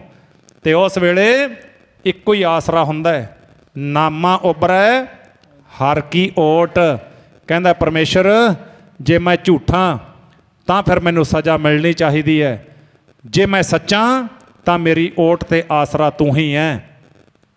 ਤੇ ਸਾਧ ਸੰਗਤ ਉਸ ਵੇਲੇ ਹਾਥੀ ਸੁੰਡ ਦੀ ਚੋਟ ਕਰਦਾ, ਚੁੱਕਦਾ, ਧਰਤੀ ਤੇ ਸਿੱਟਦਾ, ਪਰ ਭਗਤ ਨਾਮਦੇਵ ਜੀ ਦਾ ਵਾਲ ਵੀ ਵਿੰਗਾ ਨਹੀਂ ਹੋ ਸਕਿਆ। ਵਿੱਚ ਕਰਤਾ ਪੁਰਖ ਖਲੋਆ, ਵਾਲ ਨਾ ਵਿੰਗਾ ਹੋਆ। ਪ੍ਰੈਕਟੀਕਲ ਬਚਨ ਲਿਖੇ ਹੋਏ ਨੇ, ਇਕੱਲਾ ਕਹਿਣ ਮਾਤਰ ਨਹੀਂ। ਕਿ ਉੱਥੇ ਪੁੱਛਿਆ ਸੰਗੀਆਂ ਨੇ, ਲੋਕਾਂ ਨੇ, ਕਹਿੰਦੇ ਰਾਜਨਾ ਤੂੰ ਆਹ ਕੰਮ ਕਿਉਂ ਕਰਦਾ ਹੈ? ਕਹਿੰਦੇ ਕਾਜੀ ਮੁੱਲਾ ਕਰੈ ਸਲਾਮ। ਮੇਰੀ ਪਾਰਟੀ ਦੇ ਬੰਦੇ ਤਾਂ ਸਾਰੇ ਮੈਨੂੰ ਸਲਾਮ ਕਰਦੇ ਨੇ, ਤੇ ਪਿੰਡ ਦਾ ਬੰਦਾ ਮੇਰੇ ਅੱਗੇ ਕਿਉਂ ਨਹੀਂ ਝੁਕਦਾ? ਆਹੀ ਗੱਲ ਸੀ, ਇਹ ਉਹੀ ਗੱਲ ਸੀ। ਇਨ ਹਿੰਦੂ ਮੇਰਾ ਮਲਿਆ ਮਾਣ। ਕਹਿੰਦੇ ਹਿੰਦੂਆਂ ਦਾ ਸ਼ਿੰਬਿਆਂ ਦਾ ਲੜਕਾ, ਕਹਿੰਦੇ ਇਹ ਮੇਰੇ ਅੱਗੇ ਝੁਕਿਆ ਨਹੀਂ, ਮੈਂ ਇਸ ਕਰਕੇ ਇਹਨੂੰ ਸਜ਼ਾ ਦਿੰਦਾ। ਤੇ ਸੰਗਤ ਕਹਿਣ ਲੱਗੀ ਬਾਦਸ਼ਾਹ ਬੇਨਤੀ ਸੁਨੇਹੋ, ਨਾਮੇ ਸਰ ਭਰ ਸੋਨਾ ਲੇਹੋ। ਨਾਮਦੇਵ ਜੀ ਦੇ ਸਰੀਰ ਦੇ ਭਾਰ ਬਰਾਬਰ ਸਿਉਨਾ ਤੋਲ ਕੇ ਦੇ ਦਿੰਦੇ ਆ, ਛੱਡ ਦਿਓ। ਤੇ ਕਹਿੰਦਾ ਮਾਲ ਲਿਉ ਤੋਂ ਦੋਜਕ ਪਰੂੰ, ਦੀਨ ਛੋੜ ਦੁਨੀਆ ਕੋ ਭਰੂੰ। ਪਾਵੋਂ ਬੇੜੀ ਹਾਥੋਂ ਤਾਲ, ਨਾਮਾ ਗਾਵੈ ਗੁਣ ਗੋਪਾਲ। ਕਹਿੰਦੇ ਹੱਥਾਂ ਨੂੰ ਬੇੜੀਆਂ ਨੇ, ਪੈਰਾਂ ਨੂੰ ਬੇੜੀਆਂ ਨੇ, ਹੱਥਾਂ ਨੂੰ ਹੱਥ ਕੜੀਆਂ ਨੇ, ਪਰ ਰੱਬ ਦਾ ਪਿਆਰਾ ਰੱਬ ਦੇ ਗੁਣ ਨਹੀਂ ਗਾਉਣੇ ਛੱਡਦਾ। ਗੰਗਾ ਜਮਨਾ ਉਲਟੀ ਬਹਿ ਜਾਵੇ ਰਾਜਨਾ, ਮੈਂ ਆਪਣੇ ਧਰਮ ਤੋਂ ਨਹੀਂ ਡੋਲਦਾ। ਆਹ ਭਗਤਾਂ ਦਾ ਜੀਵਨ। ਉਸ ਵੇਲੇ ਫਿਰ ਉਹ ਸਾਰਾ ਕੁਝ ਹੋਇਆ ਸੀ ਜਦੋਂ ਬਹੁਤਾ ਅਤਿਆਚਾਰ ਕੀਤਾ। ਪਰਮੇਸ਼ਰ ਪ੍ਰਗਟ ਰੂਪ ਦੇ ਵਿੱਚ ਆਇਆ। ਕਹਿੰਦੇ ਦੱਸ ਨਾਮਦੇਵ ਕੀ ਕਰਾਂ? ਧਰਤੀ ਉਲਟਾ ਦਿਆਂ, ਆਕਾਸ਼ ਨੂੰ ਚੜ੍ਹਾ ਦਿਆਂ? ਕਹਿੰਦੇ ਨਹੀਂ ਜੀ, ਪ੍ਰਜਾ ਦਾ ਨੁਕਸਾਨ ਹੋਣਾ ਹੈ। ਦੋਸ਼ੀ ਇੱਕ ਹੈ, ਸਾਰਿਆਂ ਨੂੰ ਸਜ਼ਾ ਕਿਉਂ? ਇਹ ਉਹਨਾਂ ਦੀ ਸੋਚ ਦ੍ਰਿਸ਼ਟੀ ਹੁੰਦੀ ਹੈ। ਪਰਉਪਕਾਰੀ, ਸਭ ਦਾ ਭਲਾ ਮੰਗਣ ਵਾਲੇ। ਮਰੀ ਗਾਂ ਵੀ ਜਿਉਂਦੀ ਹੋਈ, ਬਛਰੂ ਵੀ ਛੱਡਿਆ, ਦੁੱਧ ਵੀ ਚੋਇਆ, ਤੇ ਬਾਦਸ਼ਾਹ ਨੂੰ ਵੀ ਫਿਰ ਨਸੀਹਤ ਦਿੱਤੀ ਭਗਤ ਨਾਮਦੇਵ ਜੀ ਨੇ। ਕਹਿੰਦੇ ਕੱਚੇ ਪਿੱਲਿਆਂ ਦੇ ਪਿੱਛੇ ਲੱਗ ਕੇ ਗਰੀਬਾਂ ਮਜਲੂਮਾਂ ਤੇ ਅਤਿਆਚਾਰ ਨਹੀਂ ਕਰੀਦਾ ਹੁੰਦਾ। ਸੱਚਮੁੱਚ ਦਾ ਰਾਜਾ ਬਣ, ਜਿਹੋ ਜੀ ਰਾਜੇ ਦੀ ਡਿਊਟੀ ਹੁੰਦੀ ਹੈ। ਖਿਮਾ ਮੰਗੀ ਰਾਜੇ ਨੇ, ਭੁੱਲਾਂ ਬਖਸ਼ਾਈਆਂ। ਸੋ ਪਿਆਰਿਓ, ਅੱਜ ਆਪਾਂ ਉਹ ਗੁਰਮੁਖ ਰੰਗਲੇ ਸੱਜਣ ਦੀ ਅੰਤਮ ਅਰਦਾਸ 'ਤੇ ਬੈਠੇ ਹਾਂ, ਜਿਨ੍ਹਾਂ ਨੇ ਜ਼ਿੰਦਗੀ ਦੇ ਵਿੱਚ ਜਿੱਥੇ ਆਪਣੀ ਕਿਰਤ ਵਿਰਤ ਕੀਤੀ, ਆਪਣੇ ਪਰਿਵਾਰ ਨੂੰ ਸੈੱਟ ਕੀਤਾ, ਆਪਣੇ ਬੱਚਿਆਂ ਨੂੰ ਸੈੱਟ ਕੀਤਾ, ਪਰ ਉਹਨਾਂ ਨੇ ਜ਼ਿੰਦਗੀ ਦਾ ਸਭ ਤੋਂ ਸੋਹਣਾ ਤੇ ਮਹਿੰਗਾ ਵਣਜ ਕੀਤਾ। ਗੁਰਬਾਣੀ ਗਾਈ, ਗੁਰਬਾਣੀ ਕੀਰਤੀ ਕੀਤੀ, ਵਾਹਿਗੁਰੂ ਦੇ ਚਰਨਾਂ ਨਾਲ ਜੁੜੇ। ਤਿੰਨ ਚੀਜ਼ਾਂ ਹੁੰਦੀਆਂ ਨੇ, ਇੱਕ ਹੁੰਦਾ ਪੁੱਤ, ਇੱਕ ਹੁੰਦਾ ਸਪੁੱਤ, ਇੱਕ ਹੁੰਦਾ ਸਪੁੱਤਰ। ਪੁੱਤ ਹੁੰਦਾ ਜਿੰਨੀ ਮਾਂ ਪਿਓ ਦੀ ਜ਼ਮੀਨ ਜਾਇਦਾਦ ਹੈ ਉਹਨੂੰ ਸਾਂਭ ਕੇ ਰੱਖੇ, ਉਹ ਪੁੱਤ ਹੈ। ਸਪੁੱਤ ਹੁੰਦਾ ਮਾਂ ਪਿਓ ਦੀ ਜ਼ਮੀਨ ਦੇ ਨਾਲੋਂ ਥੋੜ੍ਹੀ ਬਹੁਤੀ ਹੋਰ ਵਧਾ ਦੇਵੇ, ਉਹ ਸਪੁੱਤਾਂ ਵਿੱਚ ਆਉਂਦਾ ਹੈ। ਸਪੁੱਤਰ ਹੁੰਦਾ ਜਿਹੜਾ ਬਹੁਤ ਸਾਰੀ ਜ਼ਮੀਨ ਜਾਇਦਾਦ ਵੀ ਵਧਾ ਦੇਵੇ ਤੇ ਇਲਾਕੇ ਵਿੱਚ ਮਾਣ ਤੇ ਮਾਂ ਪਿਓ ਦਾ ਸਿਰ ਉੱਚਾ ਕਰ ਦੇਵੇ, ਉਹ ਸਿਆਣਾ ਤੇ ਲਾਇਕ ਸਪੁੱਤਰ ਹੁੰਦਾ ਹੈ। ਵੇਖੋ ਹੁਣ ਆਪਾਂ ਕਿਹੜਿਆਂ ਦੇ ਵਿੱਚ ਆ। ਕਲਗੀ ਵਾਲੇ ਪਾਤਸ਼ਾਹ ਦੇ ਸਿੱਖ ਸਾਲਸਰਾਏ ਜੌਹਰੀ ਗੁਰੂ ਨਾਨਕ ਦੇਵ ਸਾਹਿਬ ਤੋਂ ਸਿੱਖੀ ਲਈ। 9ਵੇਂ ਸਤਿਗੁਰੂ ਜਦੋਂ ਗਏ, ਸੇਠ ਜਗਤ ਰਾਮ ਹਵੇਲੀ ਦਾ ਮਾਲਕ, ਸਿੱਖੀ ਸਾਂਭੀ ਹੋਈ ਹੈ। 10ਵੇਂ ਪਾਤਸ਼ਾਹ ਤੱਕ ਸਿੱਖੀ, ਅੱਜ ਤੱਕ ਸਿੱਖੀ ਸਦਾ ਵਾਸਤੇ ਸਿੱਖੀ ਉਹਨਾਂ ਦੇ ਘਰ ਹੈ। ਹੋਰ ਬੜੇ ਸਾਂਭ ਕੇ ਰੱਖੀ ਸਿੱਖੀ, ਪਰ ਅੱਜ ਆਪਣੀ ਸਿੱਖੀ ਪੁੱਤ ਸਪੁੱਤ ਤੇ ਸਪੁੱਤਰ। ਸਾਡੀ ਸਿੱਖੀ ਆ, ਦਾਦਾ ਪੱਗ ਬੰਨ੍ਹਦਾ ਸੀ, ਚਾਦਰਾ ਪਾਉਂਦਾ ਸੀ, ਦਾੜੀ ਕੇਸ ਰੱਖੇ ਹੋਏ ਨੇ। ਬਜ਼ੁਰਗਾਂ ਨੂੰ ਵੇਖ ਲਓ, ਇੱਕ ਅੱਧੇ ਨੂੰ ਛੱਡ ਕੇ ਬਾਕੀ ਸਾਰਿਆਂ ਦੇ ਸਰੂਪ ਇਸੇ ਤਰ੍ਹਾਂ ਨੇ। ਪੁੱਤ ਹੋਇਆ ਤੇ ਪੁੱਤ ਨੇ ਵੇਖਿਆ ਵੀ ਦਾਦੇ ਦੇ ਦਾੜੀ ਕੇਸ ਸੀ, ਪੱਗ ਬੰਨ੍ਹਦਾ ਸੀ, ਚਾਦਰਾ ਪਾਉਂਦਾ ਸੀ, ਕਹਿੰਦਾ ਚਲੋ ਛੱਡੋ, ਦਾਦੇ ਦੀ ਮਾੜੀ ਮੋਟੀ ਰੱਖ ਲੈਂਦੇ ਆ, ਕੇਸ ਦਾੜੀ ਤਾਂ ਐਵੇਂ ਭਾਰ ਹੈ, ਇਹਨੂੰ ਕਟਾਓ, ਕੱਲੀ ਪੱਗ ਰੱਖ ਲੈਂਦੇ ਆ। ਉਹਨੇ ਸਿੱਖੀ ਖਾਰਜ ਕਰ ਦਿੱਤੀ ਆਪਣੇ ਪਰਿਵਾਰ ਵਿੱਚੋਂ। ਤੀਜਾ ਆਇਆ ਪੋਤਰਾ, ਆਪਣੀਆਂ ਅੱਖਾਂ ਸਾਹਮਣੇ ਸਾਡੇ ਘਰਾਂ ਵਿੱਚੋਂ ਸਿੱਖੀ ਖਾਰਜ ਹੈ, ਕੀ ਬੋਲਾਂਗੇ ਆਪਾਂ। ਤੇ ਤੀਜਾ ਪੋਤਰਾ ਆਇਆ, ਕਹਿੰਦਾ ਡੈਡੀ ਪੱਗ ਵੀ ਬੰਨ੍ਹਦਾ ਸੀ, ਦਾੜੀ ਕੇਸ ਤਾਂ ਉਹਦੇ ਹੈ ਨਹੀਂ ਸੀ, ਪੱਗ ਕਾਹਨੂੰ ਐਵੇਂ ਭਾਰ ਰੱਖਣਾ, ਇਹਨੂੰ ਪਰੇ ਸਿੱਟੋ। ਤੇ ਆਪਣੇ ਸਾਹਮਣੇ ਤੀਜੀ ਪੀੜ੍ਹੀ ਦੇ ਵਿੱਚੋਂ ਸਿੱਖੀ ਖਾਰਜ ਹੋ ਗਈ। ਤੇ ਸਾਲਸਰਾਏ ਜੌਹਰੀ ਜਿਹੜਾ ਸੀ ਸ਼ਾਹੂਕਾਰ ਸੀ, ਸੇਠ ਨੇ 10ਵੇਂ ਪਾਤਸ਼ਾਹ ਮਹਾਰਾਜ ਤੱਕ ਸਿੱਖੀ ਰੱਖੀ। ਤੇ ਉਹ ਤੋਂ ਬਾਅਦ ਅੱਜ ਉਹਦੀ ਹਵੇਲੀ ਤਖਤ ਪਟਨਾ ਸਾਹਿਬ ਹੈ। ਸੇਠ ਦੀ ਹਵੇਲੀ ਤਖਤ ਪਟਨਾ ਸਾਹਿਬ ਜਦੋਂ ਨਮਸਕਾਰ ਕਰਦੇ ਹਾਂ, ਸ਼ਾਹੂਕਾਰ ਸਿੱਖੀ ਸੰਭਾਲ ਗਿਆ, ਉਹ ਆਪਣੇ ਸਿੱਖਾਂ ਤੋਂ ਸਿੱਖੀ ਨਹੀਂ ਸੰਭਾਲੀ ਗਈ। ਤੀਜੀ ਪੀੜ੍ਹੀ 'ਚ ਖਤਮ ਹੋ ਗਈ ਸਿੱਖੀ। ਹਲੂਣਾ ਇੱਕ ਵੇਖਿਓ ਕਿੱਥੇ ਨੂੰ ਚਲੇ ਗਏ, ਕਿਹਦੇ ਪਿੱਛੇ ਲੱਗ ਗਏ, ਕਿਹੜਾ ਸੱਭਿਆਚਾਰ ਅਸੀਂ ਅਟੈਂਡ ਕੀਤਾ ਹੈ। ਬਸ ਅੱਜ ਆ ਪਰਿਵਾਰ ਦੇ ਵਿੱਚੋਂ ਮੈਂ ਬੇਨਤੀ ਵੀ ਕਰਾਂਗਾ ਸਰਦਾਰ ਅੰਮ੍ਰਿਤਪਾਲ ਸਿੰਘ ਹੋਰਾਂ ਨੂੰ ਤੇ ਪਿਰਤਪਾਲ ਸਿੰਘ ਹੋਰਾਂ ਨੂੰ, ਸਾਰੇ ਪਰਿਵਾਰ ਨੂੰ, ਵੀ ਬਾਪੂ ਦੇਵ ਸਿੰਘ ਹੋਰਾਂ ਦੀ ਚਲਾਈ ਚਾਲੀ ਟੁੱਟਣ ਨਾ ਦਿਓ। ਬਸ ਵੈਸੇ ਤਾਂ ਜੁੜੇ ਨੇ, ਖੰਡੇ ਕੀ ਪਾਹੁਲ ਲੈ ਕੇ ਗੁਰੂ ਦੇ ਜਹਾਜ਼ੇ ਚੜ੍ਹੋ। ਸਾਰਾ ਪਰਿਵਾਰ ਅੱਗੇ, ਪੋਤਰੇ ਬੈਠੇ ਨੇ, ਪਰਿਵਾਰ ਬੈਠਾ, ਦੋਤੇ ਦੋਤੀਆਂ ਬੈਠੇ ਨੇ, ਧੀਆਂ। ਤੇ ਇਸ ਕਰਕੇ ਬਾਪੂ ਦੇਵ ਸਿੰਘ ਦੀ ਆਤਮਾ ਨੂੰ ਸਕੂਨ ਮਿਲੇ ਵੀ ਮੇਰੇ ਪਰਿਵਾਰ ਨੇ ਉਹੀ ਮਾਰਗ ਪਕੜਿਆ, ਉਸੇ ਮਾਰਗ 'ਤੇ ਮੇਰਾ ਪਰਿਵਾਰ ਚੱਲਿਆ। ਅੱਜ ਆਪਣੇ ਵਿੱਚ ਬਾਪੂ ਦੇਵ ਸਿੰਘ ਜੀ, ਜਿਨ੍ਹਾਂ ਦਾ ਕਾਗਜ਼ੀ ਨਾਮ ਸਰਦਾਰ ਬਲਦੇਵ ਸਿੰਘ ਹੈਗਾ,